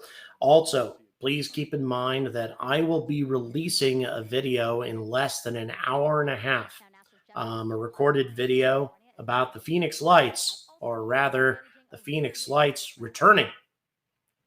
So make sure that you stay tuned for that in a little bit. And just take a live look from inside Von Karman Auditorium. John, we invited the reason that we're not doing that is because you can't get to Mars with a sizable human crew using Falcon Heavy. I mean, that's what Starship's all about. It's a colonization ship. Sure, it has many other applications, but in general, Elon wanted this built to get to Mars. Simple as that. Now, of course, there could have been another way of doing it with, using Falcon Heavy to assemble maybe a Mars spaceship of some kind. They also had the Red Dragon, a interplanetary version of the Crew Dragon, that sort of thing. But that's all not something that really came through. It's hardware that stays here, and if you look at the picture, it's connected by these snake-like wires that is designed to have the same Subatomic, you are quite welcome. And thanks again, by the way, for the super chat support you threw in there a little while ago. Really appreciate it. Makes a big difference to the channel. Now, the testbed is closely following behind the Psyche spacecraft as it progresses through the launch procedure. My shift begins when we first communicate to the spacecraft since liftoff, and this is done through something called commands. Now, commands are directions that we give to the spacecraft, which we tell it what to do and what kind of information that we need from it. The room will be making sure that the spacecraft is in a safe state, while the testbeds are sending the same commands and simulating the same data that we would get from the spacecraft. Point taken, Anyone Danu. in the team or in the Something room I've done a number of times in the past and keep falling out of the practice. Little comment that was just made by Danu about how I should repeat the question. You're right, I should. So, of course, I'll be celebrating a successful launch with my family, who's actually in Von Karman Auditorium right now, came all the way from New Jersey. October is also a special month because it is Filipino American History Month, and I was born in the Philippines, and so we'll be putting on an event that highlights both Psyche and our Filipino American team members. And lastly, I'll be following Psyche's journey, making sure that our test beds are operating alongside the spacecraft. Joan, thank you so much. I'm glad you were able to celebrate with your family. Megan, back to you. Filipino Joan. And we were happy to host JPL's director here at Kennedy for launch. She's with NASA's Jasmine Hopkins, and they had a great view of liftoff. Thank you, Megan. That is right. The crowd was so excited here on the balcony to see that beautiful liftoff of the Psyche launch. We're honored to be joined by Lori Leshin, director of JPL. So, Lori, this is a coast-to-coast mission from JPL to Kennedy. How do you feel to be here for launch? So thrilling, so exciting to see that rocket light. There's nothing like it, and you see it, and then you feel it, and then the emotions really start. Exactly. That was the perfect description of what we just saw. And there are a lot of emotions attached to this. For those of you who tuned in a little bit later on, earlier in the broadcast, we were showing you an animation of what people think or what NASA thinks 16 Psyche might look like, since we have never actually checked out a metallic object in space, at least not a natural metallic object or metallic asteroid. So we're going to go ahead and put that animation up for you again and give you a little bit of commentary. So once again, just to reiterate what you guys have been watching, this mission has been a long time coming, and we have never investigated what we think is the core of a failed planet. We of course know that that Earth's core is metallic, that the cores of most planets, at least rocky planets, are metallic, but we can't study them in process. And truly a remarkable thing indeed to have seen this mission go off without a hitch thus far. And if anything comes up with it at this point, most probably it's going to be with the probe itself, and not with the rocket. Once again, to reiterate for everybody, things look different today because Joel Ryder and his information, his company is linked in the description. He's helped me out with quite a number of broadcasts. He's done it again because my producer lost his internet service temporarily, and he jumped in at the 11th hour to help out to make all of this possible today. So very grateful to Joel and to his company, which is linked in the description. If you are in the London area and have need for video resources for a very good video production company, then by all means. And there, by the way, is the link that's just been popped in. A very good point, Mike. He says that almost all the Earth's uranium is at our core since it's so heavy. That's very true indeed. And of course, uranium, incredibly important to our civilization, especially as we begin to embrace nuclear power more and more as time goes on. So yeah, It's, this is a resource that we very probably will find on 16 Psyche, much easier to exploit. And once again, a Martian colony is going to be absolutely essential to being successful in exploiting 16 Psyche, not because Mars is closer to that asteroid, but rather because Mars only has 1/3 gravity. The gravity pull that required that we use a Falcon Heavy and all the fuel from the core stage from a Falcon Heavy, you don't need nearly that much propellant in order to escape Mars gravity, which means a Martian colony will be able to exploit the riches of the asteroid belt far more effectively than we will be able to do here on Earth. Future Martians, if they are willing to take the risk to colonize the red planet, will most probably become very, very wealthy indeed. Itself into a slow spin at 1 revolution per hour. And that's to keep the temperatures uniform, which is why we call it rotisserie mode. Andrew, the question is, do I hear about the magnetic fusion powered engine? Yes, I have indeed. As a matter of fact, I'm putting together a video about it. So many topics to cover. Data, we'll make sure that it's still healthy, and then we'll start talking back to it.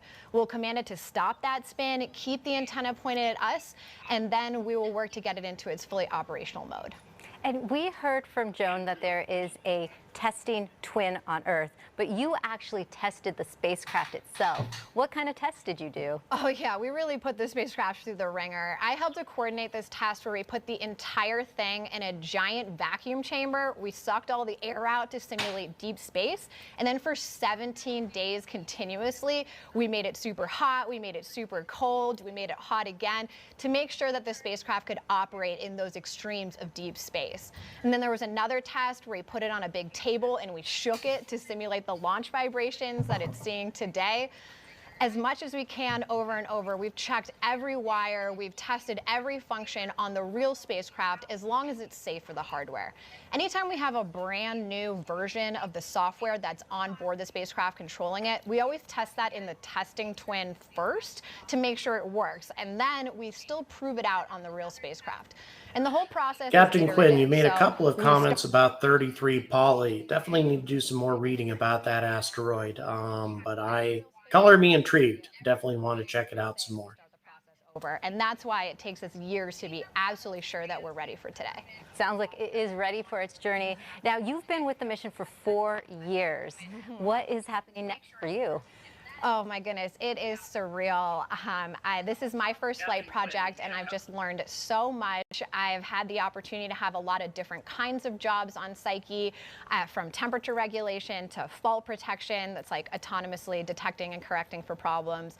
I even helped out with electric propulsion early on, and nowadays I'm on the operations team as kind of a systems generalist. I've seen this thing grow up from designs on paper to a robot that's on its way to space today, and I just am so super excited to continue on and fly this thing that we've worked so hard to build. The next 100 days are going to be pretty crazy for the operators. We're going to be checking things out, turning things on for the first time, making sure that everything's going swimmingly, and then we'll have a much more relaxing cruise to the asteroid. For sharing that link in Discord, Captain Quinn, and thank you very much for being a supporter of the channel, which is, of course, while you're on the Discord server. Thank you very much for that. Jim, Yes. are you ready to answer? I am ready. Bring them on. I wasn't ready to say that, but now I'm ready. Okay, so let's play the first question. I am Paola and I'm from Serrano Elementary School in Moreno Valley, California. And my question is, how much time is Psyche gonna spend studying Psyche 16? It's a great question that Paula asks. And so first of all, it's going to take us almost 6 years to get there. That's right. So we have to fly by Mars and slowly coast out, power ourselves out with those electric thrusters. And then when we get to Psyche, we'll start up high in this 33-hour orbit, and we'll spend a little more than 2 years, 26 months, slowly getting closer to the surface and getting higher and higher resolution and map this whole thing and get its chemistry and magnetic field and all that kind of stuff. So about 26 months. Awesome. Great question, Paola. All right, let's take the second question now. How can an asteroid have enough mass and density to support a molten metallic core? That is an outstanding question. And the answer, we think, is that this asteroid was part of something much bigger. Right? And so it had more gravity. And with that gravity comes internal heat, pressure, internal heat, and it's got radioactive elements inside of it as it was forming. And so it's really hot on the inside and it can get molten. And we think Upper that stage the part we're seems seeing to now be is just on what's left target. over after maybe a big impact, a grazing impact, knocked off the mantle and crust. We're going to test that hypothesis with the Psyche mission. Okay, let's squeeze in one more question. This is Andy Zhang on H. How long did it take to research and develop this mission and the Psyche spacecraft? Well, it's the better part of 10 years. Yeah, You know, we saw earlier in the show that, you know, it all started with some scribbles on a whiteboard and, you know, folks thinking ideas about how can we learn about planetary cores, how can we figure out how planets form. We can't study the Earth's core. Hey, let's go visit a metallic asteroid that might be the remnants of a core. And so that idea from sort of 10-ish years ago became a proposal, a pitch to NASA in a competition that we won to mount a Discovery class mission. And the spacecraft started getting built. We got selected in 2017, and then probably about 2018 or 19, we started building. Update you guys, we are currently following the upper stage of the Falcon Heavy on its trajectory, heading over Africa at this point before the probe is actually deployed. A number of burns have to be carried out during this process, but again, everything looking very, very positive at the moment. Asteroid's current location along with other asteroids and comets in our solar system. And once the Psyche spacecraft is communicating back with us on Earth, then you can also track its location too. Now, the Psyche spacecraft will gather new data that will be studied by researchers around the world, including the curator in charge of the U.S. National Meteorite Collection at the Smithsonian Museum of Natural History. Take a look. When I was a little kid, I thought I wanted to be an astronomer. And I took a geology class, and there was just something about having a rock in your hand, something you could hold and feel. I thought, you know, we have rocks from outer space. Maybe I'll study those. I study meteorites. I love meteorites. It's like an addiction for me because I love exploring the solar system through understanding these rocks and the places they come from.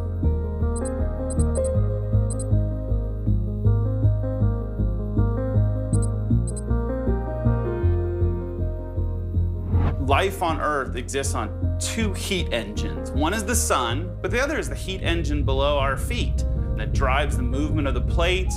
It drove the differentiation of the planet. We've known for 2 centuries that our core was made of metal, but we haven't been able to explore it. We can't drill a hole that deep. We can't explore with any kind of submersible in the oceans. What we've been looking for years is a metallic asteroid, something that's very dense. Psyche is an asteroid 200 kilometers across, thought to be metal rich. Psyche is our way to explore our own planet. We have meteorites fall to Earth. Some of them are little tiny pieces. Some of them are the size of cars. But compared to Psyche, they're just tiny little specks of dust.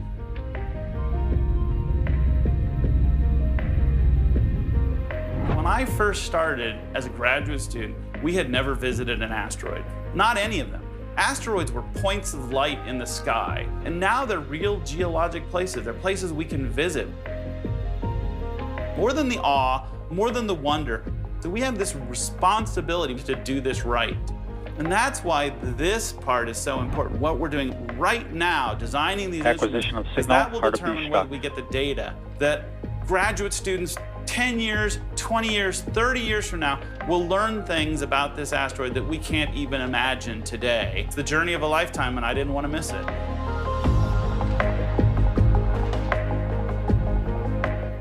Now, NASA has dubbed this fall Asteroid Autumn for all the fascinating things we have going on with asteroids around our solar system. For more on that, let's bring back NASA's Jasmine Hopkins.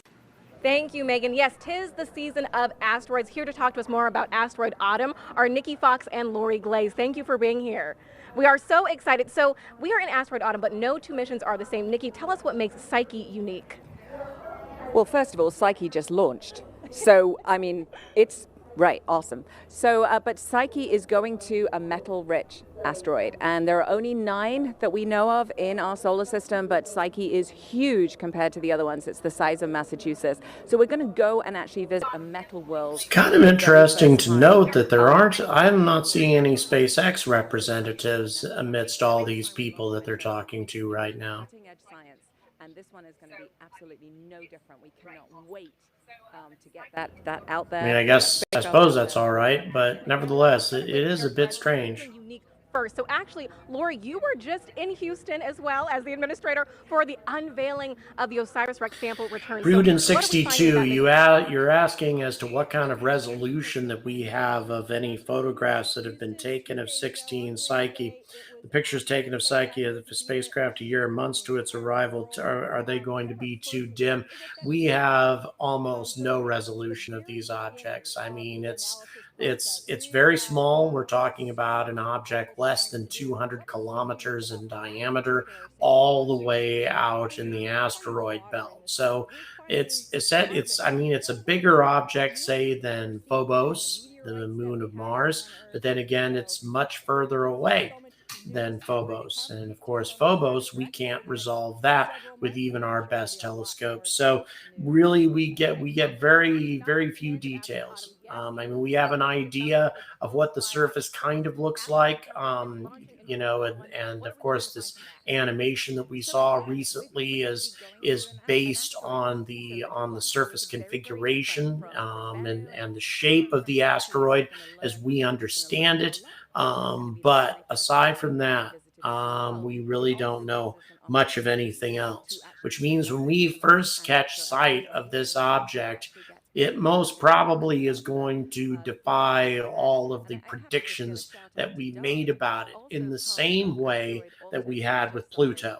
The same thing happened with Pluto. The Hubble images that were taken of Pluto all that time ago, well, they didn't even begin to tell us the whole story of what was waiting for us at Pluto. At the end of this decade is to explore several what we call Trojan asteroids. And yes, Rockin' Robin points out that it's radar images, and that is indeed the case. That's how we know what the shape of it is just from radar resolution of it. But as in terms of visual, no, we really don't know what it looks like. To Earth than Jupiter. But those asteroids are incredibly important for telling us about the early part of the solar system, where the giant planets were and if they migrated. No problem, Rudin 62. Those asteroids were picked up and held in that gravity field over time. And so the different asteroids we're going to visit will tell us about that history. Exactly. That is a gorgeous view. That was a gorgeous view there. Go Psyche. Taken from the perspective of the probe itself. I love to see how excited they are. I also love that we do have this big screen there that's showing you the trajectory again of that second stage with Psyche. Now we are 33 minutes since launch. Once this Psyche spacecraft is on its own, the spacecraft will use solar electric propulsion to move through space. Now that's a super efficient system being used for the first time beyond the moon. First, Psyche's solar arrays will convert sunlight into electricity. That electricity will power the And yes, Rockin' Robin just made a good point by saying because Psyche is almost a unique asteroid with no analogy for any visited so far. The only analogies that we have are the metallic asteroid or metallic meteors that we have found here on Earth and what those look like. We've recovered a fair number of nickel iron meteorites. But aside from that, we really have no idea what a metallic asteroid looks like. It may look like a giant nickel iron meteorite, or it may look very different. Really can't say. So it's going to be, I can't wait, honestly. I can't wait. Rudin 62 says that 16 Psyche might be a captured Oumuamua. Well, one thing that we know is that Oumuamua is also highly reflective, unusually reflective for any asteroid or even comet. That was one of many, many things that were unusual about it. Engineers estimate that if this mission used traditional chemical thrusters, it would have burned through about 15 times as much propellant.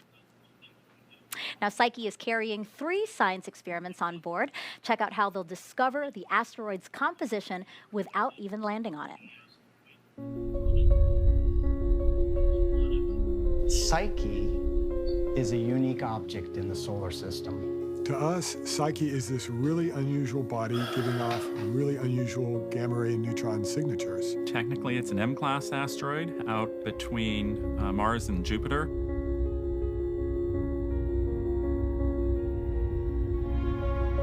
One of the first things you want to know is what's it made of. So the Psyche payload consists of 3 science instruments.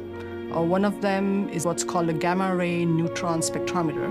It's actually 2 separate pieces of hardware. One is the gamma-ray spectrometer and the other one is the neutron spectrometer. Both combined study the elemental composition of Psyche.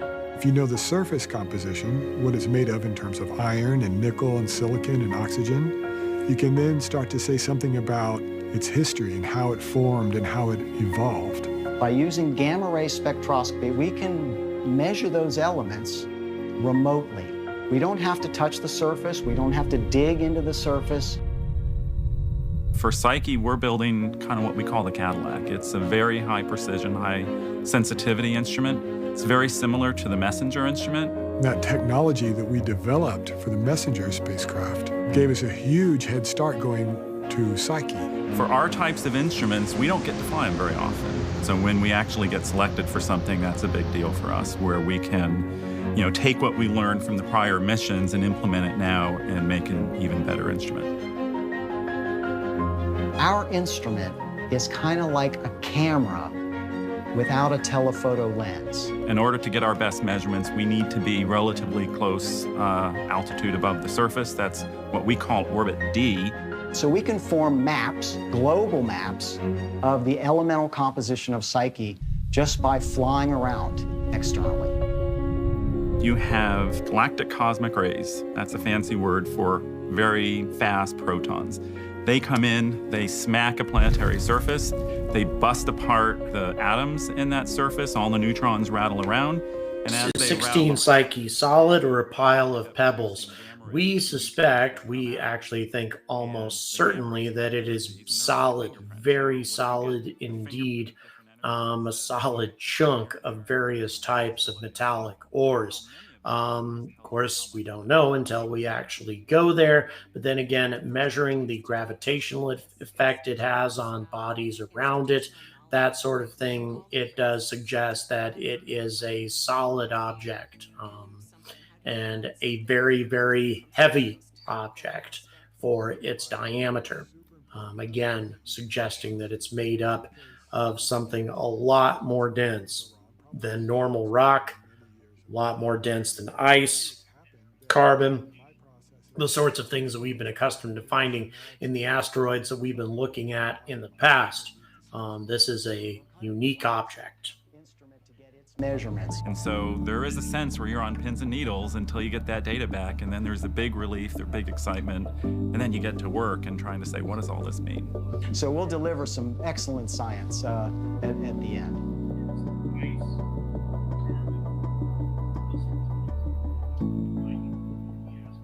And active checkout of the instruments starts about 6 weeks after launch. Jasmine Hopkins got to speak with NASA's chief scientist, Kate Calvin.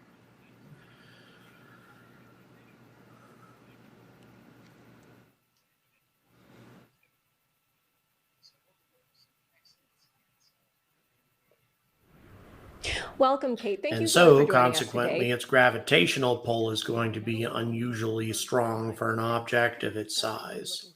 Still, a very, very small gravity, very, very tiny amount of gravity, but nevertheless much more than usual with asteroids of this size. So that could make it a little bit easier to land on as well in the future. Earth has a metallic interior, but we can't bore down deep enough to see it directly. And so by visiting Psyche, we have this window to understand Barry, the once processes. again, to answer your question, it could be that there's some sort of a very thin amount of regolith at the surface, especially given the fact that that 16 Psyche, over the many millions of years that it's been in existence, it's probably experienced a lot of impacts. So yeah, we could have some kind of thin regolith at the surface covering over the metals within, but nevertheless, and it's not just the core, the whole object is really, really dense and very heavy. So if there is anything like that at the surface, it's really nothing more than a dusting of this material with metal otherwise. To make it more accessible, so that more people have access both to the information, but also understand what we do with that information. And by opening science up to the world, we can do more and do it faster. Hebrew Israelite asked, do I think it has rare earth materials? I definitely think that it does. Of course, we can't say for certain, but if it bears any resemblance to the other rocky worlds in the solar system, yeah, it's going to contain all of the metals, including rare earths, rare metals that we would expect to find, and in large quantities as well. Tells us is a little bit more about what's happening on the surface of the planet and what we can see when we observe Earth from space. So we can learn about things like land use and land cover. We can learn about ice. We can learn about what's happening in the atmosphere and how that all impacts people here. Exactly. Thank you so much for being here with us today, Kate. Thank you for having me. NASA and the Psyche mission team love engaging with the public and especially students. One program invited undergrads to share their creative works inspired by Psyche. So let's take a look at some of those submissions now. Yeah. This is awesome. That's so I love cool. the way that we have artists and dancers and poets and writers and playwrights, and this is spectacular, beautiful views. There's the colors there's our for this mission one is color great. theme right there. Yeah. And I love 16 Psyche is scripted right there, really with pretty. the spacecraft with its deployed solar panels. Yeah. Yeah, this is just beautiful stuff. Look at That's cool. Look at the detail on Psyche there. Are your pictures going to look as good? Just exactly. Yes, we certainly hope so. But boy, it's just beautiful fun to imagine. Yeah, and it's so cool to see that both science and art, they can inspire one another. Absolutely. So, Expect lots of signal, hard to be stuck. Now, if you want to see more artwork and other projects inspired by Psyche, take out your phone and scan another QR code we have for you on your screen. All right, according to SpaceX, the fairing has deployed nominally. This was approximately 19 minutes ago. And it says that the escape burn is coming up in approximately 30 minutes, which was 19 minutes ago. So we're talking in about 10 minutes. That's when the upper stage will carry out its escape burn. And that should be the last significant event for this particular mission. The spacecraft will take over from there. That's cool. I have another piece of. So I think space we art. got This is about also- 10 minutes or so. Let me hand this one to you. Tell me what you feel. Oh, that's heavier than I expected. Very Wow, heavy, that took right? me It's a aback. sphere that the And artist. then once has the kind of escape burn has round been out. executed, assuming everything goes smoothly with that, at that point, I will be ending my coverage, at least for now. But if anything strange comes up, I will definitely be providing you guys with bulletins on that. But thus far, everything looks fantastic. So let's check back in with Mission Control at NASA's JPL. Thank you, Megan. Welcome back to JPL. We may be 2,500 miles away, but I can tell you the community feels connected. And here's a live look from Von Karman Auditorium. Just moments ago, it was packed with nearly 200 family and friends. This is where JPL hosts special events, and it's also where we display several spacecraft models. And there's a model of the Psyche spacecraft that I had a chance to see up close with payload manager Noah Warner. Take a look at why he says you can compare parts of the spacecraft to an electric car. Great to have you here, Noah. Tell us more about Psyche. Yeah, I'd love to. So we're standing here with a quarter scale model of the Psyche spacecraft. And you can see even at a quarter scale, it's a very large spacecraft. The actual Psyche spacecraft is over 15 feet tall and 80 feet wide. And at launch, it weighs over 6,000 pounds fully fueled. Let me point out a few key features of the spacecraft. You see up top here is the high gain antenna under this silver blanket, and on front is one of our 3 low gain antennas.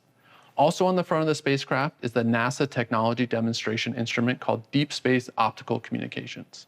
Psyche will use a special kind of propulsion system. What can you tell us about it? That's right, we use solar electric propulsion. That means we gather energy from the sun through our 5-panel solar arrays. We convert that energy into electricity and use that electricity to drive our Hall effect thrusters, 2 of which you see right here. They're 4 to 5 times more efficient than a chemical rocket. You can think of a chemical rocket almost as like a gasoline-driven, high-performance sports car with lots of acceleration, whereas our Psyche system is more like your highly efficient electric car that gets you everywhere you're going on the minimal amount of fuel. Hall effect thrusters use xenon as the propellant. They ionize that propellant and accelerate it out at tremendous speeds. They also generate this beautiful blue plume.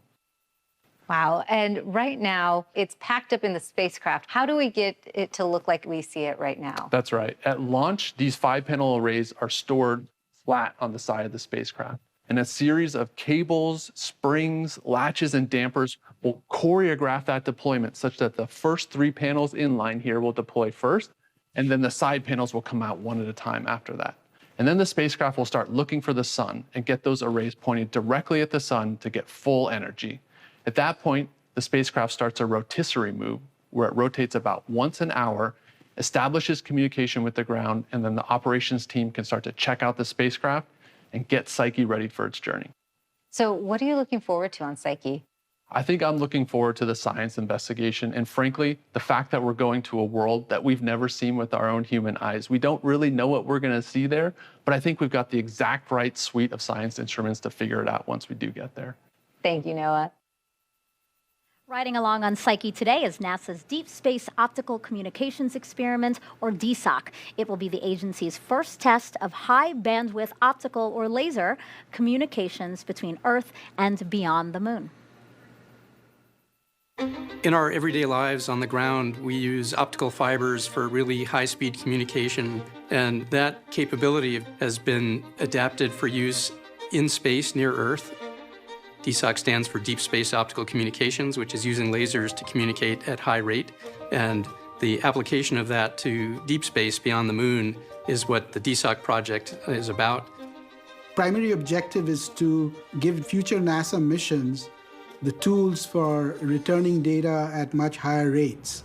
The signals travel at the speed of light, so they come just... This laser communication system is the first time they're really going to be testing this in interplanetary space. But if it is successfully used, this is the type of communications that could work for interstellar journeys. It is the preferred method of communication that's being explored for the breakthrough Starshot mission, which is, of course, laser sails or laser-propelled solar sails heading to Proxima Centauri. And then initiate the communication link. So it's a very... Thank you very much for the compliment, Bruden62. Really appreciate it. DSOC is being implemented as a technology demonstration to show that we know how to build terminals that can do this, with the idea that in the future they can be flown as part of the operational communication system on future missions. And we designed the terminal to operate out to about Mars' farthest distance. And Psyche on its cruise actually does a Mars flyby, so it's an excellent vehicle for the demonstration of deep space optical communication. DSOC is the first time that there'll be optical communication demonstrated beyond the moon. The leap that DSOC is taking is huge. I can't express in words, what this will mean to actually see bits that were transmitted from deep space spacecraft received on the ground, and we can verify that, hey, we got the bits that you sent, here they are. Before that moment of elation and joy, there's a lot of work that we still need to do and think through. And so this is a stepping stone for a future operational capability that NASA's committed to. There's a lot of stage of the Falcon Heavy to deliver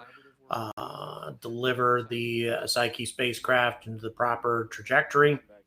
Once this is carried out, assuming that it all goes nominally, I will be concluding my broadcast and giving my congratulations to SpaceX.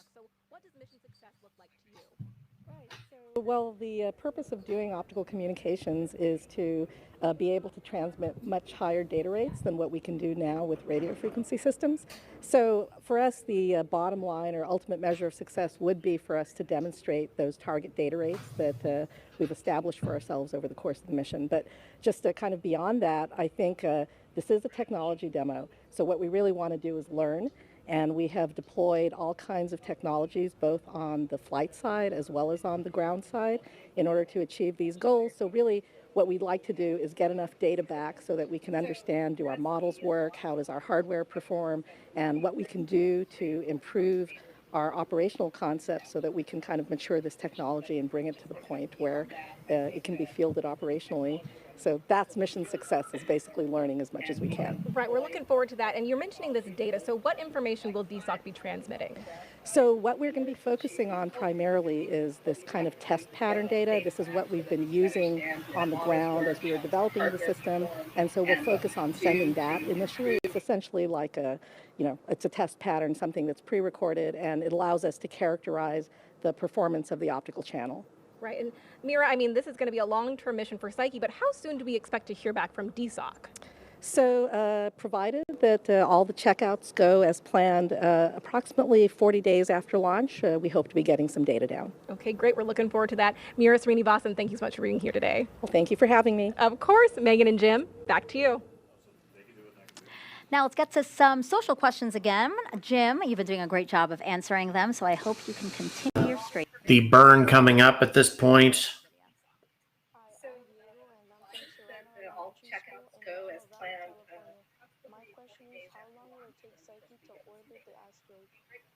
Good question. Diego knows how to ask good questions. Absolutely. orbits. Yep. So we start up very, very high as we approach the asteroid, go into very high orbit, and it's about 33 hours for the spacecraft to go around Psyche once, and we'll slowly lower that orbit, lower, down to about 4 hours. We're about 75 kilometers, maybe 50 miles or so above the asteroid at our lowest orbit. Okay, and we do have time for one more question. We have this one from X, Space Case Sarah on X. What are you most excited about to learn about Psyche, considering how the Bennu sample was so incredibly cool? Yes, boy, what a great success for that, really for cool the to see. OSIRIS-REx team. That's spectacular.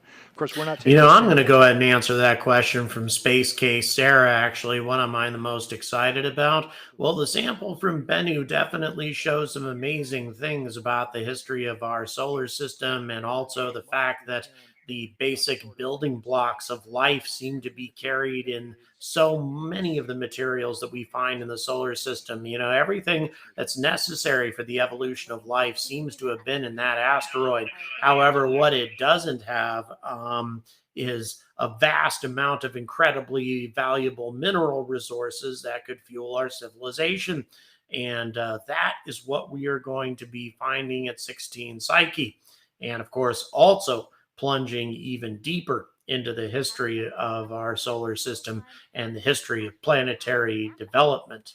Okay, we've been following along with the Falcon Heavy's second stage as it continues its journey out with Psyche. Let's bring back NASA's Daryl Nail and Mick Wolfman burn 2. for the next operational milestones in this mission. Guys, go ahead. Yeah, there you just heard it, and you can see it. The engines start for the second time on the second stage. The escape burn now being carried out. Escape burn appears to be in process. The Falcon Heavy rocket. Stations that have been used around the United States, or around the world actually, to track this second stage, and you and I have been continuing to watch that telemetry. And Mark, thank you this, so much for your far has support. performed very well. Really appreciate it, and today, it was nice meeting looking you forward in to this Denver as final well. burn to get ready for spacecraft deployment. Those tracking And that is stations- your first ever super stations chat. that you mentioned, Thanks so as we've much. heard them called Makes out a throughout big the difference to me. broadcast. Also helpful with bringing us this picture right here, that high definition video pictures from space, which we greatly appreciate seeing and are able to show you exactly what's happening. As the spacecraft approaches the northwest coast of Australia, it will continue flying over the Indian Ocean, we will get ready to end that second burn and then prepare for the big moment, Mick, and that's separation of the Psyche spacecraft. Yeah, and that's what Jim and I know all his team are excited about. We are too. Great successful launch today, watching that Falcon Heavy come back, those 2 side boosters land. But it's all about the Psyche spacecraft and this mission, and that's what we're very happy to be doing today, to deliver this on orbit and get Psyche on its way. And we are so happy to be a partner with JPL and the Psyche team to do that. So very looking forward to that video of separation.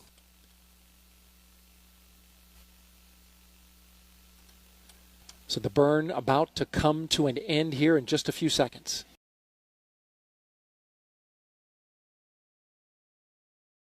Doing today to deliver this on orbit and get Psyche on its way. We're so happy to be partnered with JPL and the Psyche team to do that. So very looking forward to that video of separation.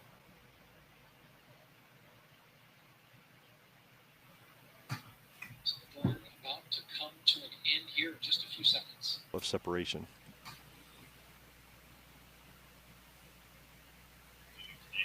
So the burn about to come to an end here in just a few seconds.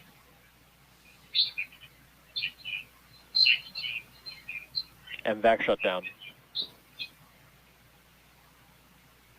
There you hear the good call out of the MVAC shutdown, still glowing red though in the cold darkness of space. We are in orbital night on the other side of the planet from where we launched this morning.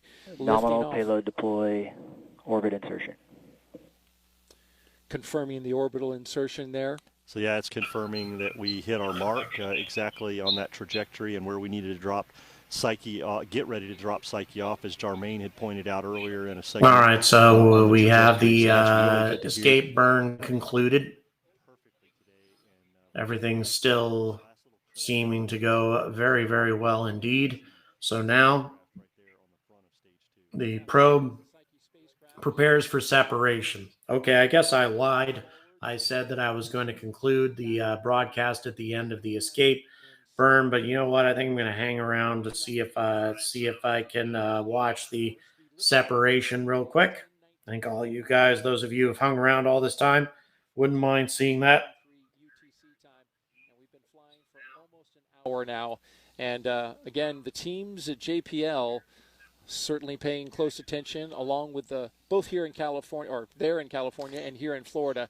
They're locked into this moment about separation. Yeah, spacecraft team I know is excited about this moment, and the launch vehicle team is actually continuing to watch as they secure the launch pad here, and everything's going well. So teams are excited for this moment here. This is what it's all about. Spacecraft SpaceX separation. confirms that their escape burn is complete.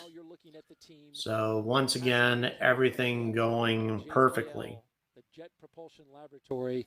This is the control room where they will run Psyche. We'll be monitoring the second stage and Psyche as they fly, and we'll be back in just a little bit. But for now, we'll send it back to Megan and Jim. Really loving those live views that we're seeing of the spacecraft there. So why don't we actually, head back on over to JPL in California to hear what's happening now as they check out the spacecraft. So SpaceX speak, you just be like, it's green, we're okay. Thanks, Megan. We are about 1 hour after launch, and now everyone at JPL is eagerly awaiting the next major milestone. Here is a live look from our mission support area. There was a shift change just a short time ago. Right now, they're preparing for initial acquisition of signal from the spacecraft. I'm joined now by Psyche Flight Systems Manager Mark Brown, who is responsible for spacecraft development. Thank you for joining us, Mark. Thank you, Raquel. Now, you were part of that countdown shift. Yes. What was it like witnessing launch with your team? Oh, it was very satisfying. The end of a long road for us developers, but then this is the start of the journey, that the spacecraft's going to take. We're very confident in how the spacecraft's going to behave. We've done all the testing and analysis that relates to this. Michael has asked whether or not the 16 Psyche has been released. It has not at this time. The escape burn of the Falcon Heavy upper stage has just recently been completed. SpaceX confirms that went well. And so now we are preparing for the separation of the probe from the booster, and then at that point, JPL takes over completely. What can we expect to see next from Psyche now that it started its Oh, journey? Mark, I didn't Right. notice that was your What, first ever super. Thank you very much for your support there. Separate from the launch vehicle, and now the vehicle's really on its own. On the ride up, it was on battery power, so when we get those solar arrays deployed, we'll be, looking to basically get to the arrays on sun, okay, and then we'll be looking for that first signal. And the first signal isn't necessarily a data stream like you would think about. Anybody of you that, in your house, if you're looking for your guys, Wi-Fi, you can see just so you know, I have a recorded video coming up in less than 40 minutes now. It will go live. The folks who are Discord supporters, Patreon people, you've had it for the last several hours, but it's about to be released to the general public in just about 39 minutes, 38 minutes. And it's about the Phoenix Lights UFO incident, and also how it appears that a very similar spacecraft to what was observed, assuming it was a UFO of some kind, that there's another appearance, a reoccurrence, a return, shall we say, of the Phoenix Lights incident. Apparently, it's back. So got all the details for you there for those of you who like that UAP stuff. Expecting to see the Psyche spacecraft separate from the Falcon Heavy's second stage. We have an animation of that right now. Let's bring back Daryl and Mick. Everything still tracking, guys? It certainly is, Megan. We are watching now, as you can see on your screen, the Psyche spacecraft looking forward from the second stage, as well as keeping a track on what's behind it as well, going between Michael, thank you very much for that information.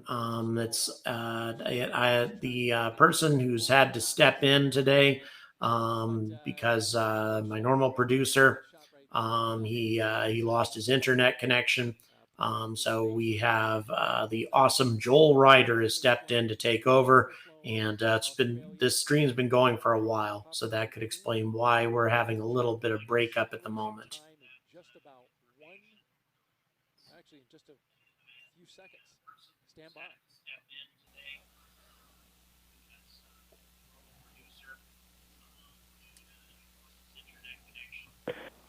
Psyche payload separation confirmed. There it goes. There Separation achieved. The Psyche spacecraft. And Going off the into 16 deep Psyche space probe is at now 2.2 on its way on a billion-mile very, journey. I'm gonna very tell you, that is an long, amazing shot right there. It multi-billion is mile I'm journey out to the asteroid belt, where in 2029 it will encounter a very, very strange place. An asteroid, a planetary, well, not a planetary body, but an object unlike anything that we have ever seen before.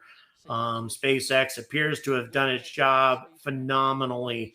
The spacecraft is now underway and on its way to Mars, where it will carry out a gravitational slingshot to gain some more speed, and then on to the asteroid belt. Again, a very long journey ahead of it.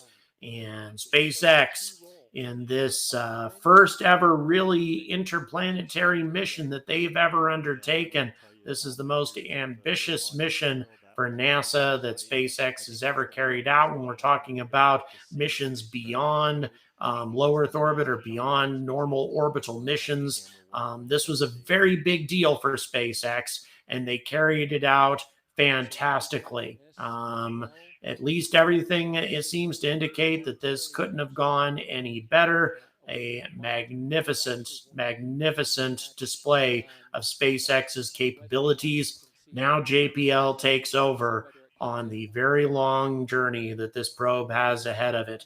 I want to thank everybody for joining me today. Thanks so much again to Joel Ryder to make sure that you check out his company. If you are in the London area and you want some very good video work done, don't forget to check that out.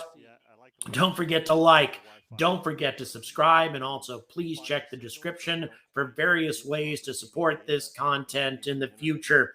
So at this moment, I am hoping that Joel Ryder is watching this broadcast at the moment, because we're about to cut things off. Thank you very much for watching, and as always, stay angry about space. So that they can then sync up and start getting the data and then starting their next 100